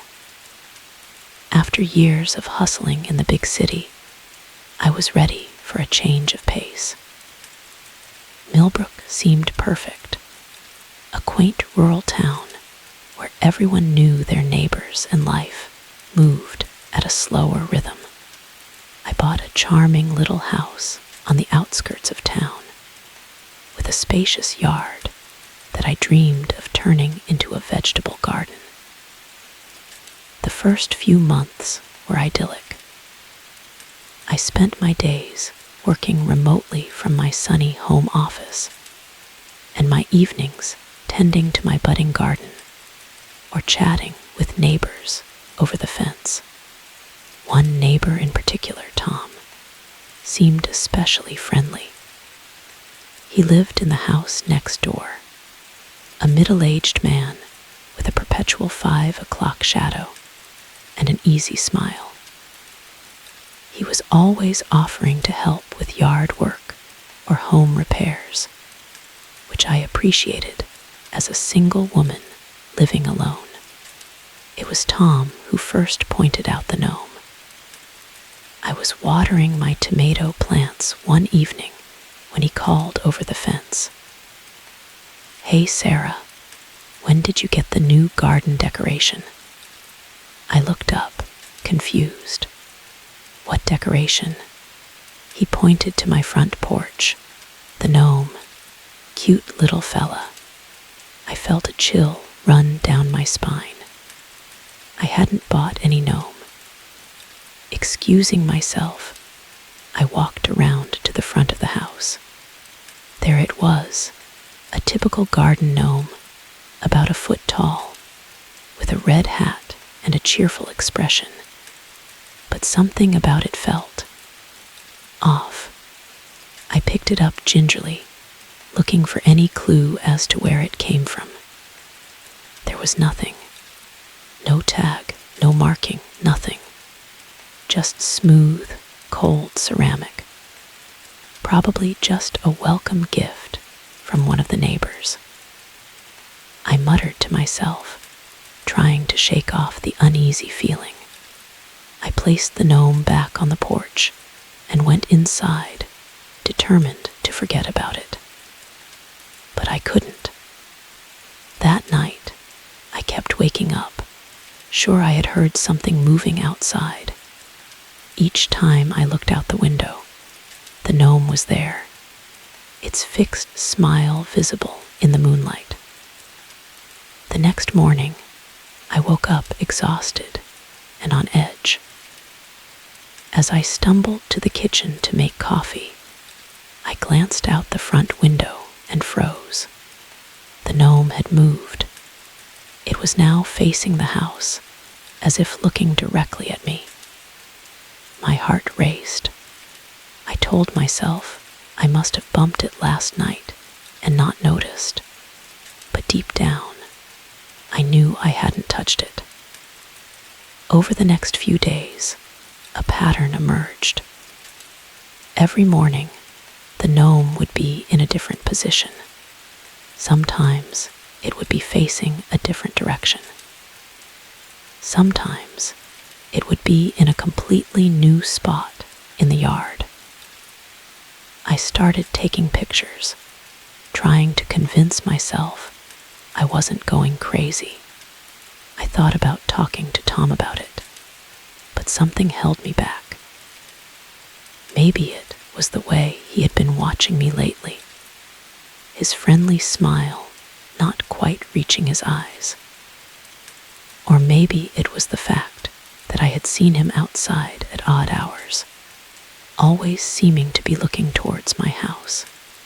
A week after the gnome appeared, I came home from grocery shopping to find my front door unlocked. I was sure I had locked it.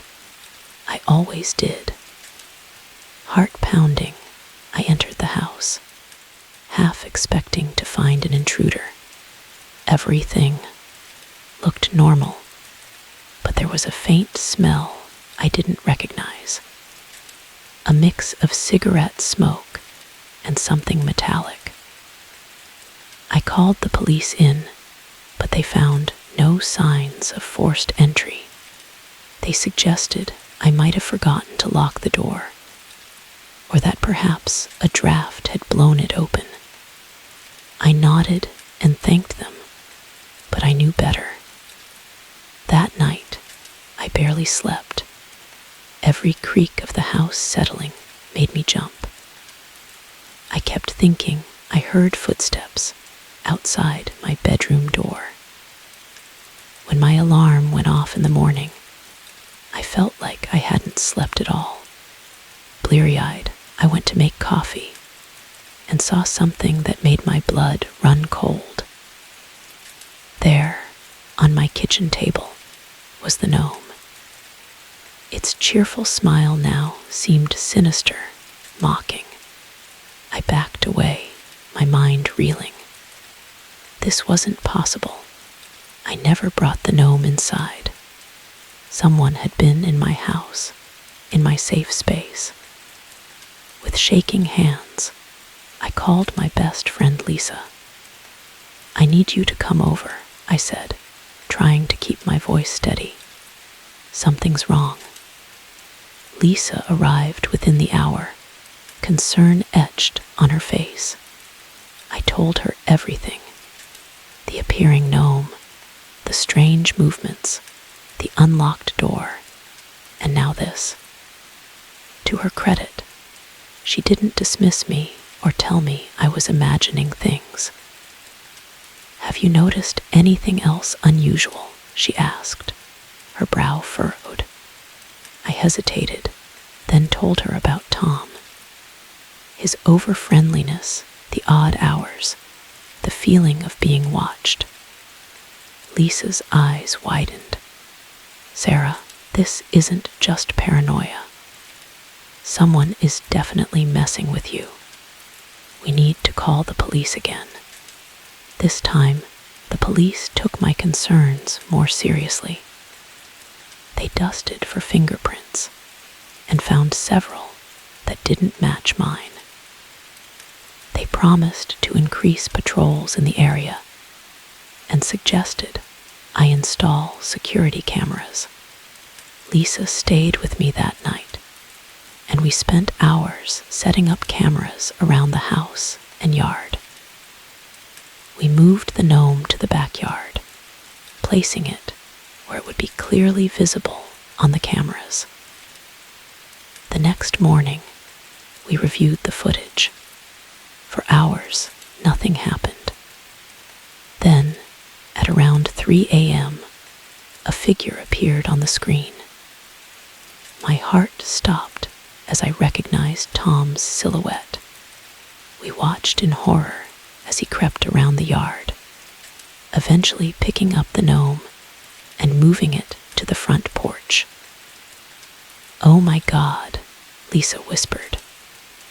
"Oh, Sarah, he's been gaslighting you this whole time." I felt sick. All those friendly interactions, the offers of help, it had all been a ploy to get close to me, to learn my routines. We called the police immediately. They arrived quickly, reviewed the footage, and went to Tom's house with a warrant. What they found there chilled me to the bone. Tom's house was filled with pictures of me, sleeping, working in my garden, even through my windows. He had been obsessively stalking me for months. The police also found detailed plans about how he intended to make me his. As they led Tom away in handcuffs, he looked at me with a mixture of anger and something that looked unsettlingly like love. "We were meant to be together," he called out. "I was just trying to protect you." In the days that followed, I learned more about Tom's history. He had a record of stalking women in other towns, always moving on before he could be caught. Millbrook had been his latest hunting ground, and I had been his target.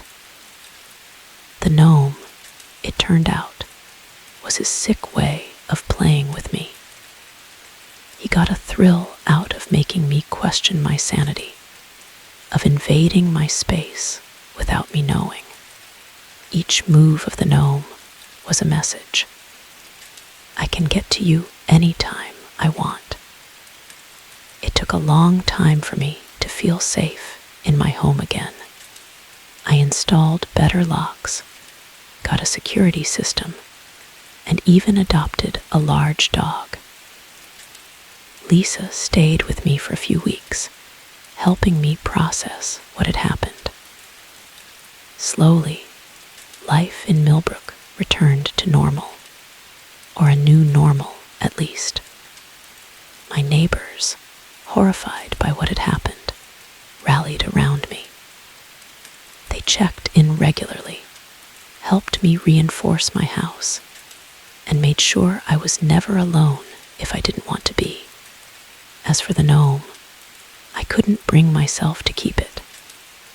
Instead, I decided to turn it into something positive. I donated it to a local art project that raised awareness about stalking and domestic violence.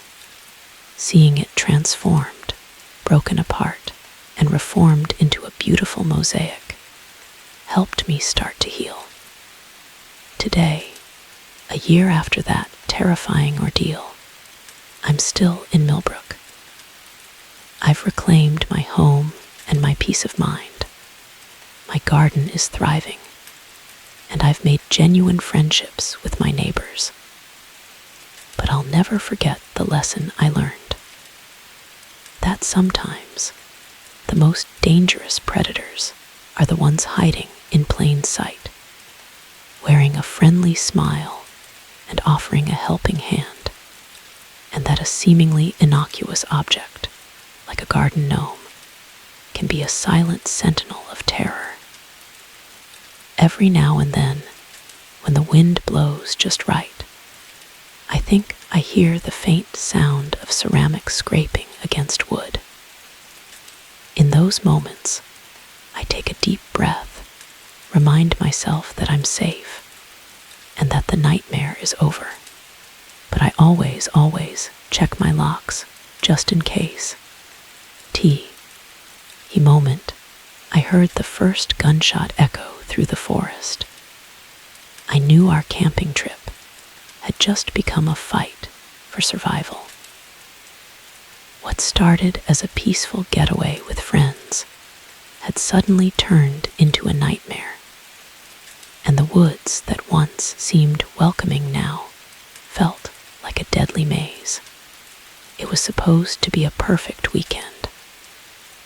My best friend Jake, his girlfriend Sarah, and my boyfriend Tom had been planning this camping trip to the Adirondacks. For months, we were all desperate to escape the noise and stress of the city, to reconnect with nature and each other. If only we'd known what was waiting for us in those seemingly peaceful woods. We arrived late Friday afternoon, the sun already starting to dip behind the tall pines. The drive had been long, but the excitement of the adventure ahead kept our spirits high. We found a beautiful spot to set up camp, far from the designated campgrounds. Jake had insisted on going off the beaten path, saying it would give us a more authentic experience. None of us thought to argue. Setting up camp was a breeze. Jake and Tom handled the tents, while Sarah and I gathered firewood. As darkness fell, we sat around the crackling fire, roasting marshmallows and sharing stories. The night sky above us was a blanket of stars, more than I'd ever seen in my light-polluted city life. It was breathtaking. "This is perfect," Sarah sighed, leaning her head on Jake's shoulder. "We should do this more often." We all murmured in agreement, feeling content and at peace. If only we'd known it was the calm before the storm. The next day, we decided to go for a hike. Jake had found a trail on his map that led to a secluded waterfall. "It'll be a bit of a trek," he said, "but the view will be worth it." We set off early, the morning dew still clinging to the leaves. The hike was challenging but exhilarating. The forest was alive with the sounds of birds and small animals, the air fresh and invigorating. We stopped occasionally to take photos or admire particularly beautiful vistas. It was around midday when we reached the waterfall. Jake had been right. It was stunning. Crystal clear water cascaded down moss-covered rocks into a serene pool below. We decided to take a break, eat our packed lunches, and maybe even take a dip in the cool water. That's when we heard it. Voices carrying on the wind. At first, we thought it might be other hikers, but as the voices got closer, we realized something was off. The tones were angry, aggressive. "We need to hide," Tom whispered urgently, his eyes wide with fear. Without a word, we gathered our things and ducked behind some large boulders near the water's edge. From our hiding spot, we could see a group of men emerge from the trees on the other side of the clearing. They were rough-looking, carrying rifles and speaking in hushed, angry tones. "This is our territory," one of them growled. "We need to send a message to those city folks, showing them they're not welcome here." My blood ran cold. Were they talking about us? How did they know we were from the city? We stayed hidden, barely daring to breathe, as the men continued their discussion. It became clear that they were some kind of local militia group, angry about outsiders coming into their woods. They talked about setting up traps, about teaching lessons to trespassers. After what felt like hours, but was probably only about 20 minutes, the men moved on. We waited until we couldn't hear their voices anymore before we dared to move. "We need to get out of here," Sarah said, her voice shaking. "Right now." No one argued. We began to make our way back down the trail, moving as quickly and quietly as we could. The forest that had seemed so welcoming just hours ago now felt oppressive and dangerous. Every snapping twig made us jump. Every rustle in the underbrush could be a threat. We were about halfway back to our campsite when we heard the first gunshot. It rang out loud and clear, followed by shouts and more gunfire. "Run," Jake yelled, grabbing Sarah's hand. We took off, all thoughts of stealth forgotten in our panic. Branches whipped at our faces as we crashed through the undergrowth, the sound of pursuit growing closer behind us. I don't know how long we ran. Time seemed to lose all meaning in the green blur of the forest. My lungs burned and my legs felt like lead, but terror kept me moving. Suddenly, Jake stumbled, crying out in pain. He'd twisted his ankle on a hidden root. Tom and I grabbed him, supporting him between us as we continued to move, slower now, but still driven by desperation. We found a dense thicket and ducked into it, helping Jake sit down. Sarah worked to bandage his ankle with supplies from the small first aid kit she carried, while Tom and I kept watch. "What are we going to do?" Sarah whispered, fear evident in her voice. "We need to get back to the campsite," Tom said. "Get our phones, call for help." "But what if they're waiting for us there?" I asked, the thought sending a fresh wave of panic through me. Before anyone could answer, we heard voices nearby. We froze, hardly daring to breathe. "They couldn't have gotten far," a gruff voice said. "The girl left a trail even a blind man could follow." I looked down in horror, realizing my shirt had torn on a branch, leaving behind small scraps of fabric. "We need to move," Jake whispered urgently. "They'll find us if we stay here." Despite his injured ankle, Jake insisted he could move. We helped him up, and once again we were on the run. But this time we moved more carefully, doing our best to leave no trail. As we crept through the forest, the sounds of our pursuers seemed to be all around us. A twig would snap to our left. Voices would carry from the right. It was like we were caught in some twisted game of cat and mouse. Night began to fall, making our progress even slower. We were lost, exhausted, and terrified, but we kept moving, driven by the primal need to survive. It was Tom who spotted the cave. Hidden behind a curtain of vines, it seemed to offer a temporary sanctuary. We ducked inside, grateful for a moment's rest. "We can't keep running forever," Sarah said, voicing what we were all thinking. "We need a plan." "I say we wait until full dark," Jake suggested. "Then try to circle back to the campsite.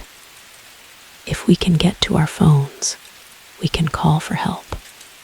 It was a risky plan, but it was the only one we had. We settled in to wait, huddled together for warmth and comfort. Hours passed.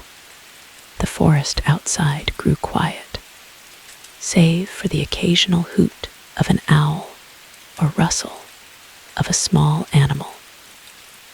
When we could no longer see anything beyond the cave entrance, we knew it was time to move.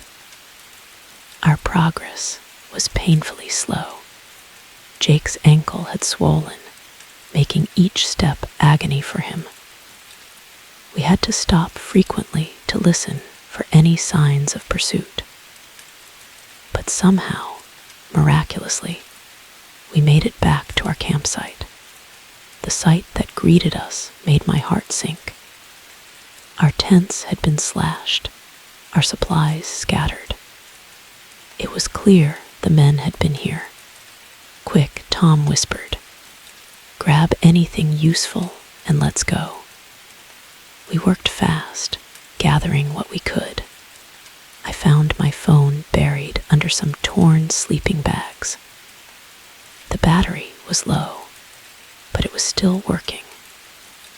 With shaking hands, I dialed 911. The next few hours were a blur. We kept moving, always on alert, as I tried to describe our location to the emergency dispatcher. When we finally heard the whir of helicopter blades, I nearly wept with relief. The forest rangers found us just as dawn was breaking. We were dehydrated, exhausted, and traumatized, but alive. As they led us to safety, we learned that the men who had been chasing us were part of a known anti-government group. They had been causing trouble in the area for months. In the days that followed, as we gave statements to the police and tried to process what had happened, I found myself reflecting on how quickly our peaceful retreat had turned into a nightmare. The Adirondacks, which had seemed so beautiful and serene, had revealed a darker, more dangerous side. We had gone into those woods, seeking adventure and connection. We had found those things, but not in the way we expected. Our brush with danger had bonded us in a way that no ordinary camping trip could have. We had seen each other at our most vulnerable, our most terrified, and we had pulled through together. As I sit here now, safe in my city apartment, I can still hear the echo of those gunshots, still feel the panic of being hunted through the darkness. But I also remember the strength we found in each other, the resilience we didn't know we had. Will I ever go camping again? I'm not sure, but I do know that whatever challenges life throws at me, I can face them. After all, I survived a night of terror in the Adirondacks. What could be scarier than that? The moment I saw their eyes in my rearview mirror, I knew I had stumbled into something far more sinister than a simple pit stop. What should have been a quick refuel had just become a desperate fight for survival, with an entire town seemingly intent on making sure I never left. It was supposed to be a straightforward road trip. I'd been driving for hours, making my way across the country to start a new job in California.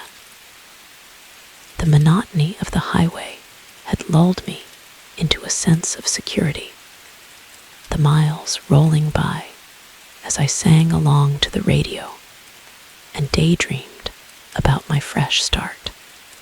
As the sun began to set, I noticed my gas gauge dipping dangerously low. I hadn't seen a station for miles, and the vast emptiness of the desert was starting to make me nervous. Just when I was beginning to worry, I spotted a sign, "Last Chance Gas, 5 miles." It wasn't a name I recognized, but beggars can't be choosers when you're running on fumes in the middle of nowhere. The exit ramp led me to a small, dusty town that looked like it hadn't changed since the 1950s. Faded storefronts lined the main street, their windows dark and uninviting. The gas station stood at the far end, its neon sign flickering weakly in the twilight. As I pulled up to the pump, I noticed a group of locals gathered near the station's convenience store. They fell silent as I got out of my car, their eyes following my every move. I tried to shake off the unease creeping up my spine, telling myself I was just being paranoid. "Evening," I called out, trying to sound friendly. "You folks know if this place is still open?" One of the men, a tall, lean figure with a weather-beaten face, stepped forward. "Sure is," he drawled, his tone oddly flat. "Why don't you go on inside and see Mitch? He'll get you sorted." I nodded my thanks and headed into the store, the bell above the door jingling cheerfully, a stark contrast to the oppressive atmosphere outside.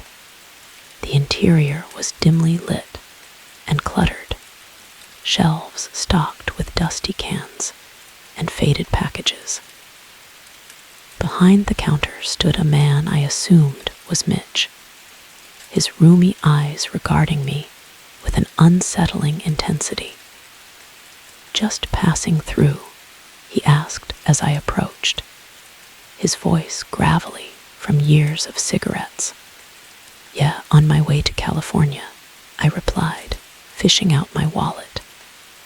"Could I get 40 on pump 3, please?" Mitch's eyes narrowed slightly. "California, huh? Long way from here.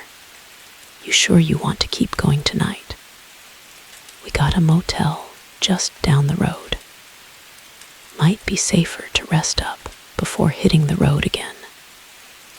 Something in his tone made the hair on the back of my neck stand up. "Thanks, but I'm good to keep driving," I said, trying to keep my voice steady. "I'd all just get that gas and be on my way."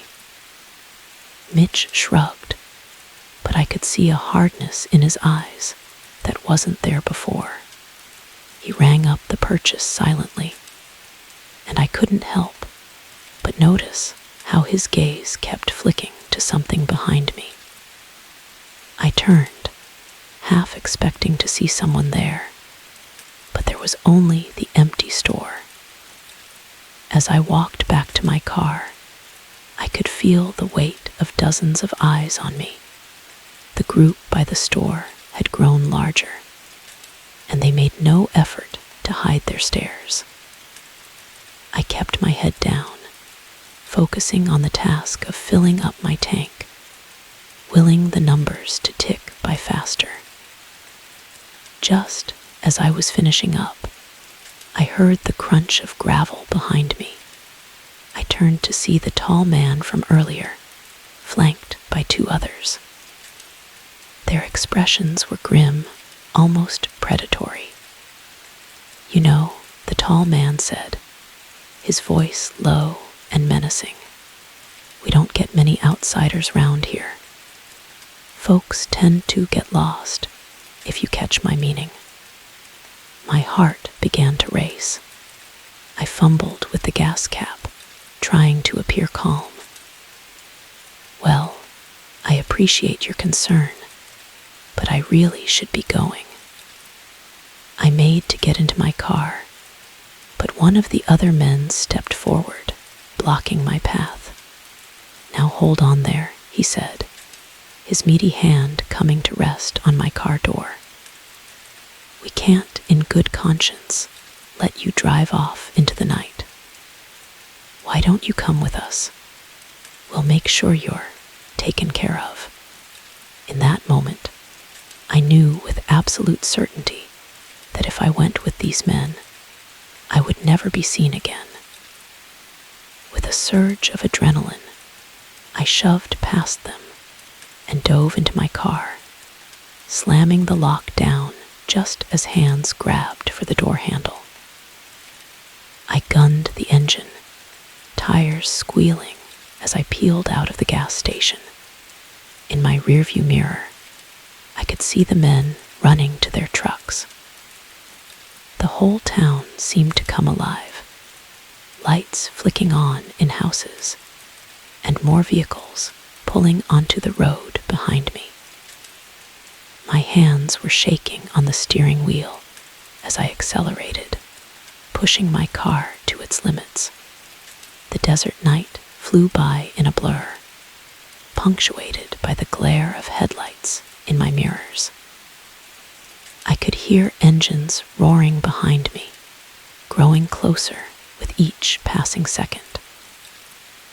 I took a sharp turn onto a side road, hoping to lose them, but they knew these roads far better than I did. Every twist and turn I made, they matched. My mind raced, trying to come up with a plan. I couldn't outrun them forever, and my gas tank wouldn't last indefinitely. As I crested a hill, I saw salvation, a highway in the distance, its steady stream of traffic, a beacon of hope. If I could just make it there, I'd be safe. I pressed the accelerator to the floor, my engine protesting as I pushed it beyond its limits. The pursuing vehicles were right on my tail now. I could hear shouts and the occasional ping of something hitting my car. Were they shooting at me? The highway was so close, just a few more seconds. With a final burst of speed, I shot onto the on-ramp, merging into the flow of traffic. I weaved between cars, putting as much distance as I could between myself and my pursuers. When I finally dared to look in my rearview mirror again, I saw their headlights receding into the distance. They couldn't risk following me onto a busy highway. I didn't slow down until the sun began to rise, casting a pale glow over the desert landscape. My hands were cramped from gripping the steering wheel, and my whole body ached with tension. But I was alive, and I was free. When I finally felt safe enough to stop, I pulled into a busy truck stop, my legs shaking as I got out of the car. The events of the night felt surreal in the harsh light of day. Had I imagined it all? But the dents in my car door and the empty gas tank were stark reminders that it had all been terrifyingly real. I called the police from a payphone, my voice shaking as I recounted my experience. They took my statement, but I could hear the skepticism in the officer's voice. A whole town of crazed kidnappers. It sounded insane, even to my own ears. As I waited for my car to fill up, surrounded by the comforting bustle of normal travelers, I couldn't shake the memory of those cold, predatory eyes. What would have happened if I hadn't gotten away? How many others hadn't been so lucky? I never did find out the truth about that town. In the years since, I've scoured maps and searched online, but I've never been able to find any trace of last chance gas or the nameless town that nearly became my final destination. Sometimes, late at night, I wonder if it even existed at all, or if it was some kind of mass hallucination brought on by exhaustion and desert heat. But then I look at my car, at the small dents that no body shop has ever been able to fully repair, and I know it was real. I know that somewhere out there, hidden in the vast expanse of the American desert, there's a town that preys on unsuspecting travelers, and I know how close I came to becoming just another missing person, another mystery for someone else to solve. I still take road trips sometimes, but I never drive at night anymore. And I always make sure my tank is full before I hit those long, lonely stretches of highway. Because you never know what might be waiting for you at that next exit. In those small towns that seem frozen in time, sometimes a pit stop can become a fight for survival. And the difference between life and death can be as simple as a full tank of gas. The moment I saw the boy's eyes, I knew I'd made a terrible mistake. What I thought was an act of kindness had led me straight into a trap. And now I was facing a nightmare I never could have imagined. I've always been an adventurous soul. That's why, when I felt the stress of my job in the city becoming too much, I decided to take a solo camping trip in the vast wilderness of Maine. I craved the solitude, the chance to clear my head and reconnect with nature. If only I'd known what was waiting for me in those woods. The first few days were everything I'd hoped for. I hiked through dense forests, marveling at the towering pines and the chorus of bird song that accompanied me.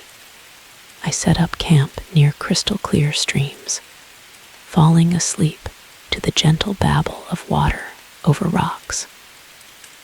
For the first time in months, I felt at peace.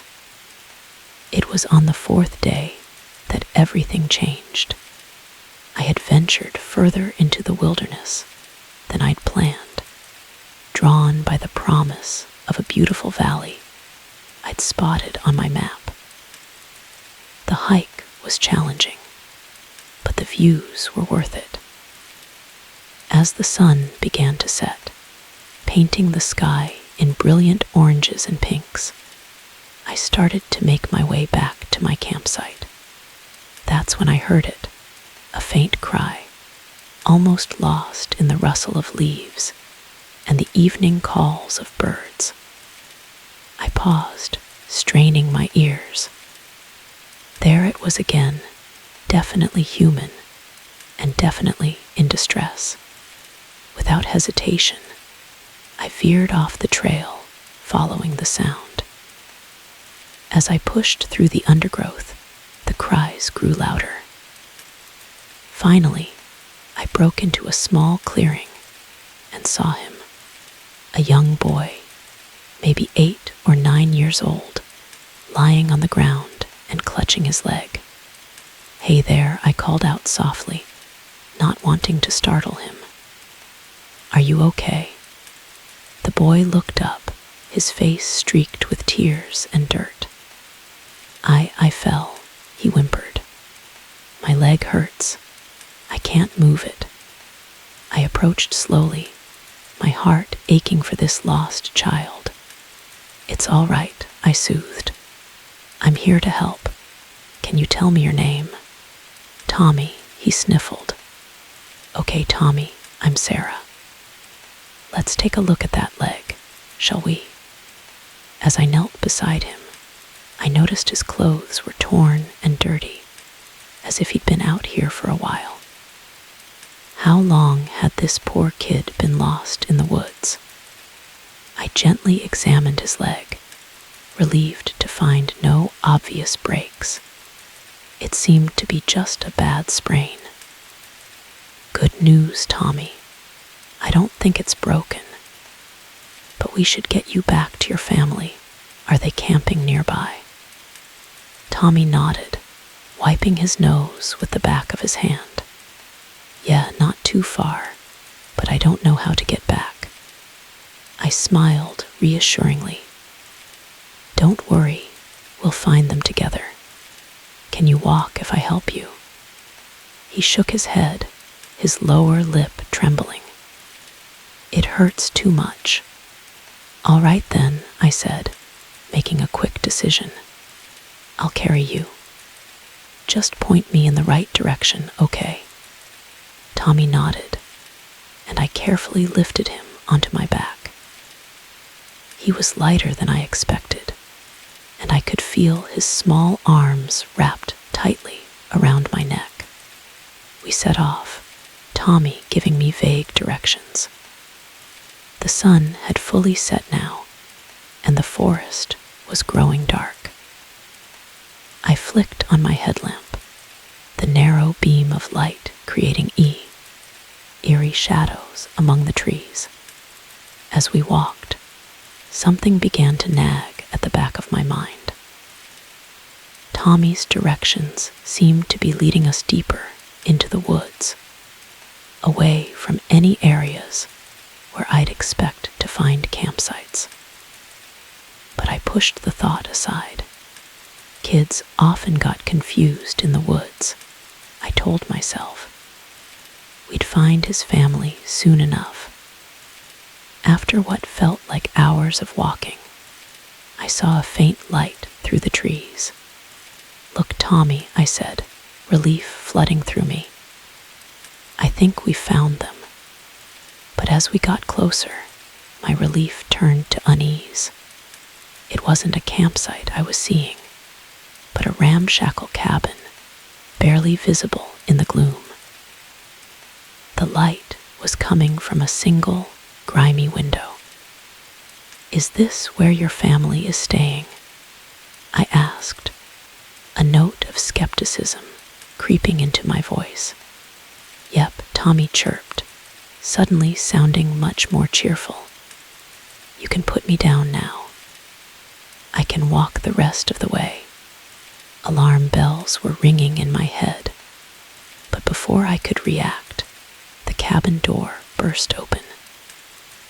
3 men emerged, their faces hidden in shadow. One of them called out, "Good job, Tommy. You can come here now." Tommy scrambled off my back with an agility that belied his supposed injury. He ran to the men, disappearing behind them into the cabin. I stood frozen, my mind struggling to process what was happening. One of the men stepped forward roused, and I could see his face clearly now, weathered, with cold eyes that sent a chill down my spine. Well, he drawled. Looks like Tommy brought us a guest. Why don't you come inside? We insist. I took a step back, my heart pounding. No, I should be going. My campsite isn't far, and people will be expecting me. The man's laugh was harsh and humorless. Oh, I don't think so. You see, you're a long way from any campsite out here, and no one's expecting you. No one even knows you're here. With shocking speed, he lunged forward, grabbing my arm in a vice-like grip. I tried to pull away, but he was too strong. The other 2 men approached, and I saw the glint of a knife in one of their hands. Don't make this harder than it needs to be, the first man growled. In that moment, survival instinct took over. I brought my knee up hard, catching my captor in the groin. As he doubled over, I wrenched my arm free and ran. I crashed through the undergrowth, branches whipping at my face. I could hear shouts behind me and the crashing of heavy footsteps in pursuit. I ran blindly, with no idea where I was going, driven only by the primal need to escape.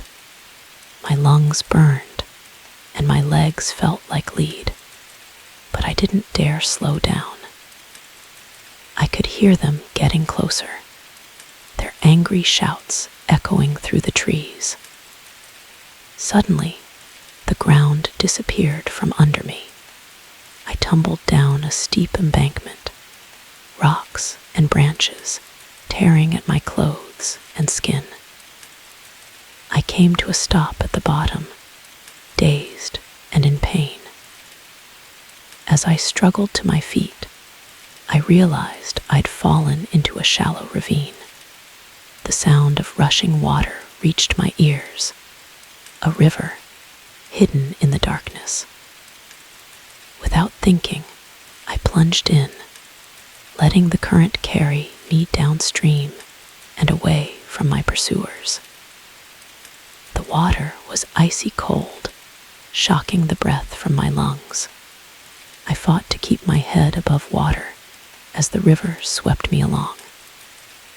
Behind me, I could hear distant shouts of frustration. They'd lost my trail. I don't know how long I was in the water.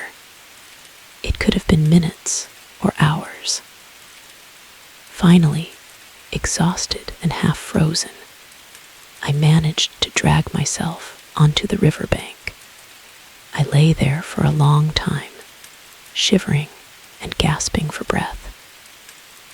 As the adrenaline wore off, the reality of my situation sank in. I was lost in the wilderness, soaking wet, with no supplies and no idea which direction to go. And somewhere out there, those men were still looking for me. I forced myself to my feet, knowing I couldn't stay in one place. I picked a direction and started walking, using the stars to try and orient myself.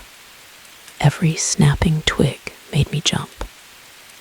Every shadow seemed to hide a threat. I walked through the night and into the next day, stopping only when exhaustion threatened to overwhelm me. I found berries to eat and drank from streams, always looking over my shoulder, always listening for the sound of pursuit. It was late afternoon when I finally heard something that wasn't the forest, the distant rumble of a car engine. With renewed energy, I pushed towards the sound. Eventually, I broke through the tree line and saw a road stretching out before me. I flagged down the first car that passed, probably looking like a wild woman with my torn clothes and tangled hair. The elderly couple inside were alarmed at first, but after hearing my story, they quickly offered to drive me to the nearest town. At the local police station, I recounted my harrowing experience. The officers were skeptical at first, but as I described the cabin and the men in detail, their expressions grew serious. They told me there had been rumors of a group living off the grid in those woods, possibly involved in criminal activities. My statement was the first solid lead they'd had. In the days that followed, as I recovered in a small motel, I learned that the police had found the cabin, but it was empty, the men and the boy long gone. They'd vanished into the vast wilderness, leaving behind only questions and the haunting memory of what might have been. I I still go camping sometimes, but never alone and never in unfamiliar territory. The experience taught me that while nature can be beautiful, it can also hide terrible dangers. And sometimes, the most dangerous predators are the ones that look just like us. Every time I see a lost child now, I'm torn between the instinct to help and the memory of Tommy's betrayal. It's a harsh lesson, but one I'll never forget. That sometimes an act of kindness can lead you straight into a trap, and in the wilderness, the line between savior and victim can disappear in the blink of an eye. The moment I saw the desk clerk's eyes widen in fear as he handed me the room key, I knew we'd made a terrible mistake. But by then, it was too late. We were already trapped in a nightmare from which there seemed to be no escape. It was supposed to be a romantic getaway for me and my girlfriend Lily. We'd been dating for a year, and with both of us swamped at work, we desperately needed some time alone together. When I found a great deal on a secluded motel online, it seemed perfect. The reviews were sparse but positive, and the photos showed charming, rustic rooms surrounded by picturesque woodland. We booked it without a second thought. The drive took longer than expected. By the time we pulled into the motel's gravel parking lot, night had fallen, and a thick fog had rolled in, obscuring everything beyond the dim glow of the vacancy sign. The building loomed before us, a hulking shadow against the starless sky. "Well, this is atmospheric," Lily said, trying to sound upbeat, but I could hear the uncertainty in her voice. I squeezed her hand reassuringly. "It'll look better in the daylight. Come on, let's check in and get some rest." The reception area was small and poorly lit, with faded wallpaper peeling at the corners. A musty smell hung in the air, like old books and damp wood. Behind the desk stood a thin, nervous-looking man with darting eyes and a perpetual frown. "Welcome to the Pinewood Motel," he said, his voice barely above a whisper. "Do you have a reservation?" I gave him our names, and he began typing slowly on an ancient computer. As he worked, I noticed his hands were shaking slightly. "Is everything okay?" I asked, concern creeping into my voice. He looked up sharply, fear flashing across his face for a split second before he composed himself. "Of course, sir. Just a long night. Here's your key. Room 13. As he handed over the key, our fingers brushed, and I felt him press something into my palm. A small scrap of paper. Before I could react, he turned away, busying himself with some paperwork. Confused, I pocketed the paper and led Lily to our room. The corridor was dimly lit and eerily quiet. Our footsteps echoed off the walls, and I couldn't shake the feeling that we were being watched. Room 13 was at the end of the hall. The door creaked as I pushed it open, revealing a space that looked nothing like the photos online. The furniture was old and battered, the carpet stained, and a single bare bulb hung from the ceiling, casting harsh shadows across the room. Maybe we should find somewhere else, Lily said, wrinkling her nose at the musty smell. I was about to agree when I remembered the scrap of paper. I pulled it out and unfolded it, my blood running cold as I read the hastily scrawled message. Don't sleep, don't shower. Get out, what's that? Lily asked, noticing my expression. I showed her the note, watching as her face paled. We need to leave. Now, I said, grabbing our bags. But as I turned the handle, my heart sank. The door wouldn't budge. I yanked harder, then threw my shoulder against it.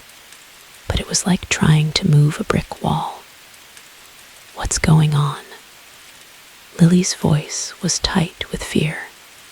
I don't know, but we're getting out of here, I said, trying to sound more confident than I felt.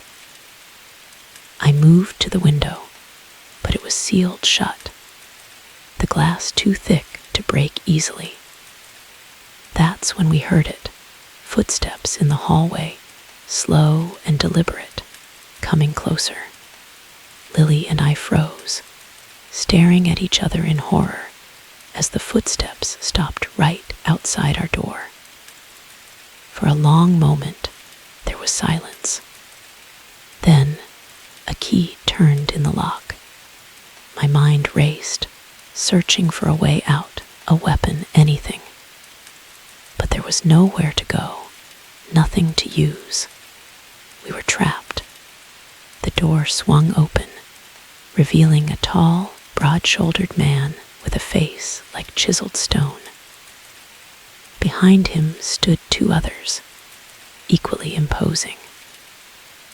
Well, the first man said, his voice a low growl.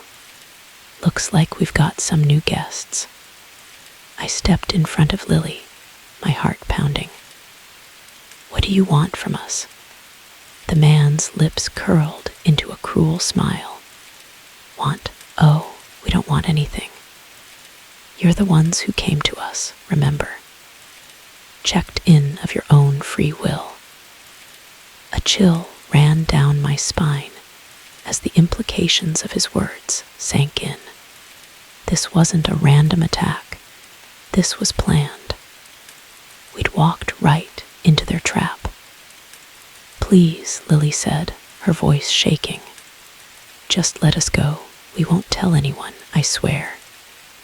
The man laughed, a harsh, humorless sound. Oh, we know you won't tell anyone. No one ever does. They advanced into the room, and I knew we had to act. In a desperate move, I grabbed the lamp from the bedside table and swung it at the Nears. T-Man. It connected with a satisfying crunch, and he stumbled back, clutching his face. Run, I yelled to Lily, shoving past the stunned man and pulling her with me. We sprinted down the hallway, the sound of angry shouts and pounding footsteps close behind. The reception area was empty, the nervous clerk nowhere to be seen. We burst through the front doors and into the foggy night. Our car was where we'd left it, and I fumbled with the keys, my hands shaking so badly I could barely get them into the ignition. Just as the engine roared to life, a hand smashed through the driver's side window, grabbing at my throat. Lily screamed, and I stomped on the gas pedal. The car lurched forward, the hand releasing me as we sped away. In the rearview mirror, I could see figures emerging from the fog, growing smaller as we put distance between us and that hellish motel. We drove for hours, not daring to stop, jumping at every set of headlights we saw. When the sun finally began to rise, We pulled into a busy truck stop, both of us exhausted and shell-shocked. What? What just happened? Lily asked, her voice hoarse. I shook my head, still struggling to process it all. I don't know, but we need to call the police. The local sheriff's department was skeptical at first, but as we recounted our story, providing details about the motel and the men who'd attacked us, their attitude changed. They told us there had been rumors about disappearances in that area for years, but never any solid evidence. In the days that followed, as we gave statements and identified suspects from photo lineups, the full horror of what we'd escaped became clear. The Pinewood Motel wasn't just a front for kidnapping. It was part of a larger trafficking operation that had been operating undetected for years. The police raid on the motel uncovered hidden rooms and evidence of countless victims. But many of the key players, including the men who'd attacked us, had vanished without a trace. Lily and I tried to move on with our lives, but the memory of that night haunted us. We both started having nightmares, jumping at shadows, always looking over our shoulders. Our relationship, strained by the trauma we'd endured, eventually fell apart. Even now, years later, I can't drive past a motel without feeling a surge of panic. The flashing vacancy signs that once promised rest and comfort now seem like warnings, beckoning unsuspecting travelers into darkness. I often think about that nervous clerk who tried to warn us. Did he escape too? Or did he pay the price for his moment of conscience? I'll probably never know. What I do know is that evil can hide in the most ordinary places, waiting for the unwary. A simple booking, a quest for a quiet getaway, can turn into a fight for survival in the blink of an eye. So the next time you're planning a trip and you come across that perfect deal for a secluded motel, think twice. Because sometimes the real price of a room is far higher than you could ever imagine. And sometimes the guests who check and don't check out. The moment I heard the click of the door locking behind me, I knew this wasn't going to be a typical food delivery. The man's eyes, wild and desperate, told me I had just walked into something far more dangerous than a late-night pizza craving. My name's Mike, and I've been delivering pizzas for Joe's Pizza for about 6 months now. It's not a glamorous job, but it pays the bills, and usually the biggest excitement is hoping for a good tip. That all changed on a quiet Tuesday night in October. It had been a slow evening, and I was about to call it quits when one last order came in. The address was on the outskirts of town, in one of those areas where the houses are few and far between. I'd delivered out there before, so I didn't think much of it.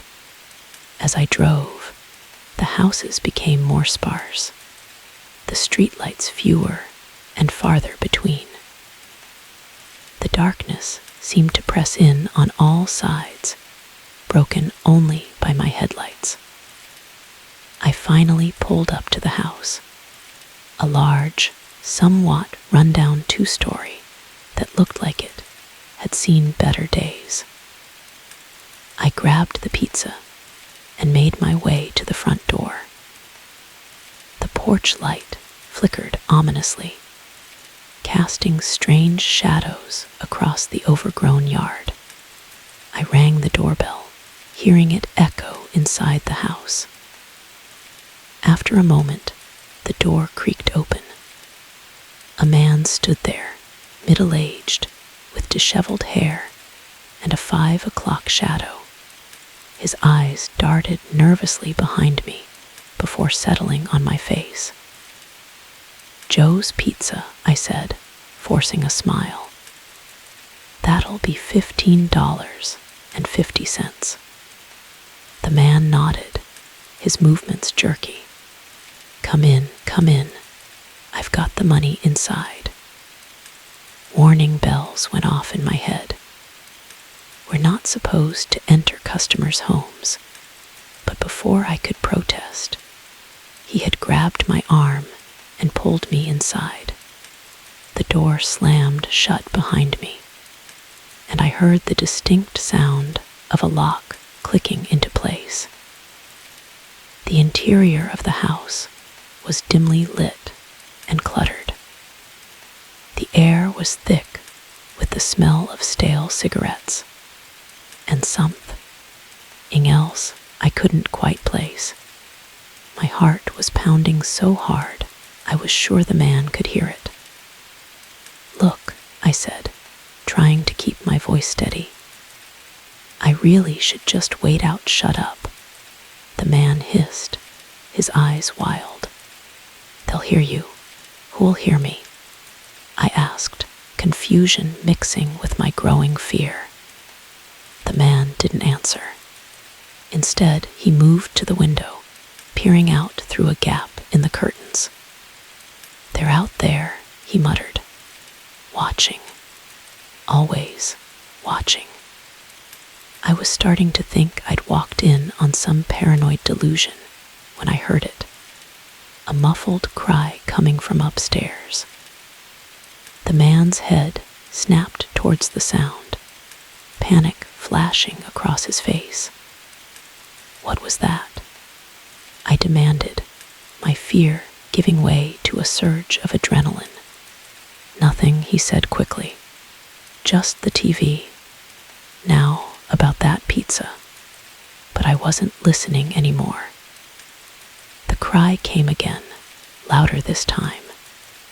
It sounded like a woman, and she was in distress. "There's someone up there," I said, taking a step towards the stairs. "They need help." The man moved with surprising speed, blocking my path. "No one's up there," he growled, all pretense of normality gone. "You're not going anywhere." That's when I saw the gun tucked into his waistband. My blood ran cold as I realized the gravity of the situation I'd stumbled into. "Please," I said, raising my hands slowly. "I don't want any trouble. Just let me go, and we can forget this ever happened." He laughed, a harsh, humorless sound. "It's too late for that.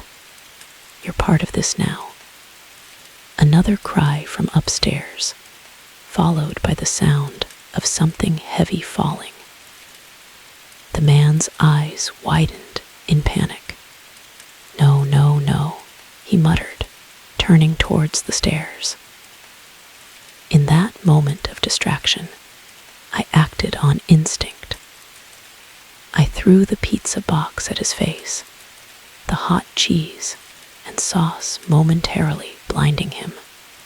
As he stumbled back, I bolted for the door. My fingers fumbled with the lock, precious seconds ticking by as I struggled to open it. Behind me, I could hear the man recovering, his footsteps heavy on the wooden floor. Just as my hand closed around the doorknob, I felt a searing pain in my side. The man had tackled me, sending us both crashing to the ground. We grappled on the floor, my pizza-greased, slicked hand slipping as I tried to fend him off. "You don't understand," he panted, his face inches from mine. "I can't let you leave. They'll kill her if anyone finds out." Another scream from upstairs, this one clearer. "Help. Someone please help me." The man's grip loosened for just a second, his head turning toward the sound. It was all the opening I needed. I brought my knee up hard, catching him in the stomach. As he doubled over, I scrambled to my feet and ran for the stairs. I took them two at a time, my heart pounding in my ears. I could hear the man behind me, his curses mixing with the woman's cries for help. The upstairs hallway was dark, but I could see a sliver of light coming from under one of the doors. I ran towards it, throwing my shoulder against the wood. The door burst open, revealing a scene that would haunt me for years to come. A woman was tied to a chair, her face bruised and tear-stained. Her eyes widened in surprise and hope as she saw me. "Please," she gasped, "help me." I didn't hesitate. I ran to her, my fingers working frantically at the knots binding her wrists. Behind me, I could hear the man's heavy breathing as he reached the top of the stairs. "Get away from her," he roared, his footsteps thundering down the hall. The last knot came loose just as he reached the doorway. The woman stood on shaky legs, clinging to me for support. "We have to jump," I said, gesturing to the window. "It was our only chance," she nodded, understanding in her eyes. We moved as one, rushing towards the window as the man lunged for us. Glass shattered around us as we crashed through. For a moment, we were falling, the cool night air whipping past us. Then, we hit the ground hard, rolling across the overgrown lawn. Pain shot through my body, but adrenaline kept me moving. I staggered to my feet, pulling the woman up with me. We ran, not daring to look back, the sound of the man's enraged shouts fading behind us. We didn't stop running until we reached a gas station about a mile down the road. The attendant took one look at our battered, bleeding forms and immediately called the police. What followed was a whirlwind of police statements, hospital visits, and media attention. The woman, whose name was Lisa, had been kidnapped by the man, her ex-husband, over a week ago. He had been holding her captive, convinced that shadowy figures were out to get them both. As for me, I was hailed as a hero, though I didn't feel like one. I had just been doing a job, delivering a pizza. It was chance, or fate, or maybe just dumb luck that had put me in the right place at the right time to save Lisa's life. In the weeks that followed, as the story faded from the news and life began to return to normal, I found myself unable to shake the memory of that night. Every time I got into my car for a delivery, I felt a twinge of fear. Every darkened house, every strange sound made my heart race. I stuck with the job, though, partly because I needed the money, but also because of something Lisa had said to me in the hospital. "You were my guardian angel," she told me, her eyes filled with gratitude. "You came when I had almost given up hope." Those words stayed with me, reminding me that sometimes a simple act, like delivering a pizza, can change someone's life forever. It's a heavy responsibility, knowing that any routine call could turn into a life or death situation. But it's also a powerful reminder of the impact we can have on each other's lives, often without even realizing it. So I keep driving, keep delivering pizzas to strangers' homes.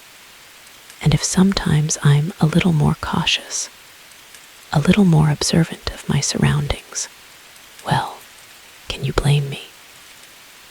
After all, you never know when a simple delivery might turn into something much more. The moment I saw the glint of metal under the driver's seat, I knew this wasn't just any used car.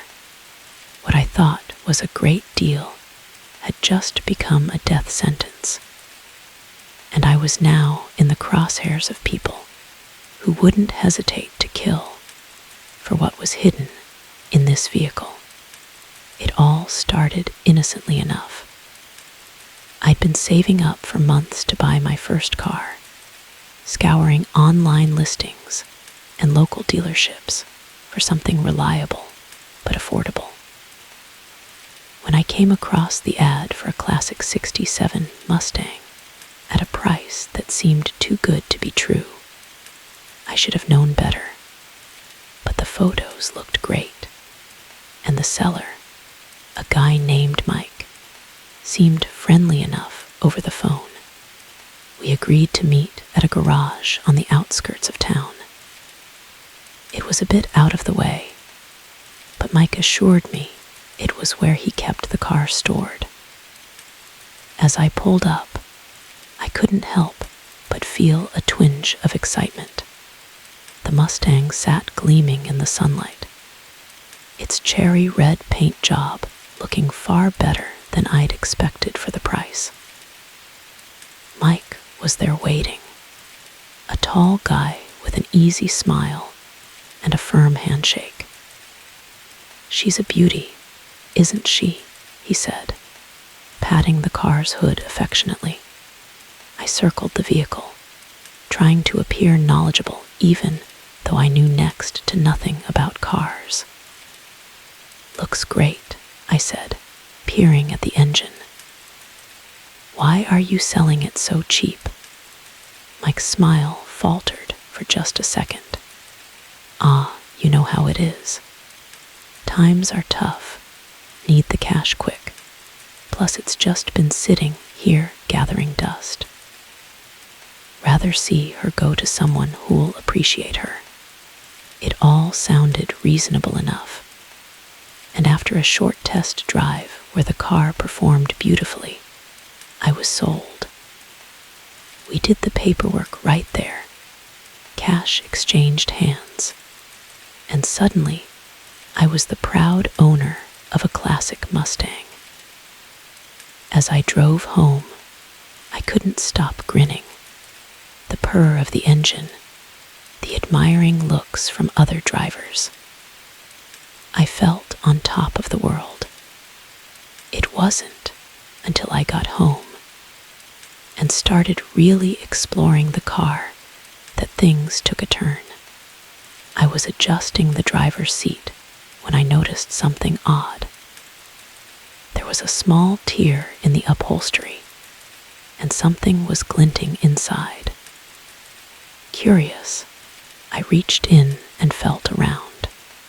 My fingers closed around something cold and metallic. When I pulled it out, my heart nearly stopped.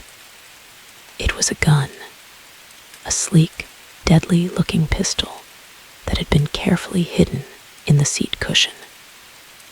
My mind raced. What was a gun doing hidden in the car?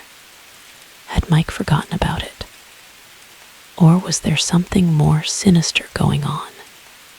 Before I could process this, I heard the screech of tires outside. I looked out the window to see a black SUV pull up, two men in dark suits stepping out. They didn't look like police, and the way they were scanning the street sent a chill down my spine. Instinctively, I ducked down, my heart pounding. Through the gap in the curtains, I watched as they approached my house, their hands hovering near their jackets in a way that suggested they were armed. A sharp knock on the door made me jump. "Open up," a gruff voice called. "We know you're in there." I stayed silent, my mind whirling. Who were these men? What did they want? And what had I gotten myself into by buying this car? The knocking came again, more insistent this time. "Last chance, open up, or we're coming in." In that moment, I made a decision. I couldn't stay here. Whatever was going on, it was clear these men meant business, and I doubted they were here to welcome me to the neighborhood. As quietly as I could, I made my way to the back door. I could hear the men at the front, the sound of splintering wood telling me they were forcing their way in. With shaking hands, I unlocked the back door and slipped out into the evening air. I ran to the Mustang, fumbling with the keys. Just as I got the door open, I heard shouts from the house. They'd discovered I was gone. The engine roared to life, and I peeled out of the driveway, tires squealing. In the rearview mirror, I saw the men running back to their SUV. The chase was on. I sped through the neighborhood, my knuckles white on the steering wheel. The SUV was right behind me, gaining ground with every turn. I had no plan, no idea where I was going. All I knew was that I had to get away. As I hit the highway, a thought struck me. The gun, whatever these men wanted, it had to be connected to the gun I'd found. Maybe there was something else hidden in the car. Keeping one eye on the road and one on the pursuing SUV, I reached down and felt around the tier in the seat. My fingers brushed against something else. A small, hard object wrapped in cloth. I pulled it out, nearly swerving off the road as I saw what it was. A USB drive, innocuous looking, but clearly valuable enough for these men to chase me across town. A bullet pinged off the rear of the car, making me duck instinctively. They were shooting at me now, apparently done with the pretense of a peaceful resolution. I knew I couldn't outrun them forever. The Mustang was fast, but the SUV had the advantage of weight and power. I needed a plan, and fast. Up ahead, I saw the exit for the old industrial district, a maze of abandoned warehouses and factories. It was my best shot at losing them. I took the exit hard, the Mustang fishtailing as I struggled to keep control. The SUV was right behind me, the men inside surely grinning at having cornered their prey.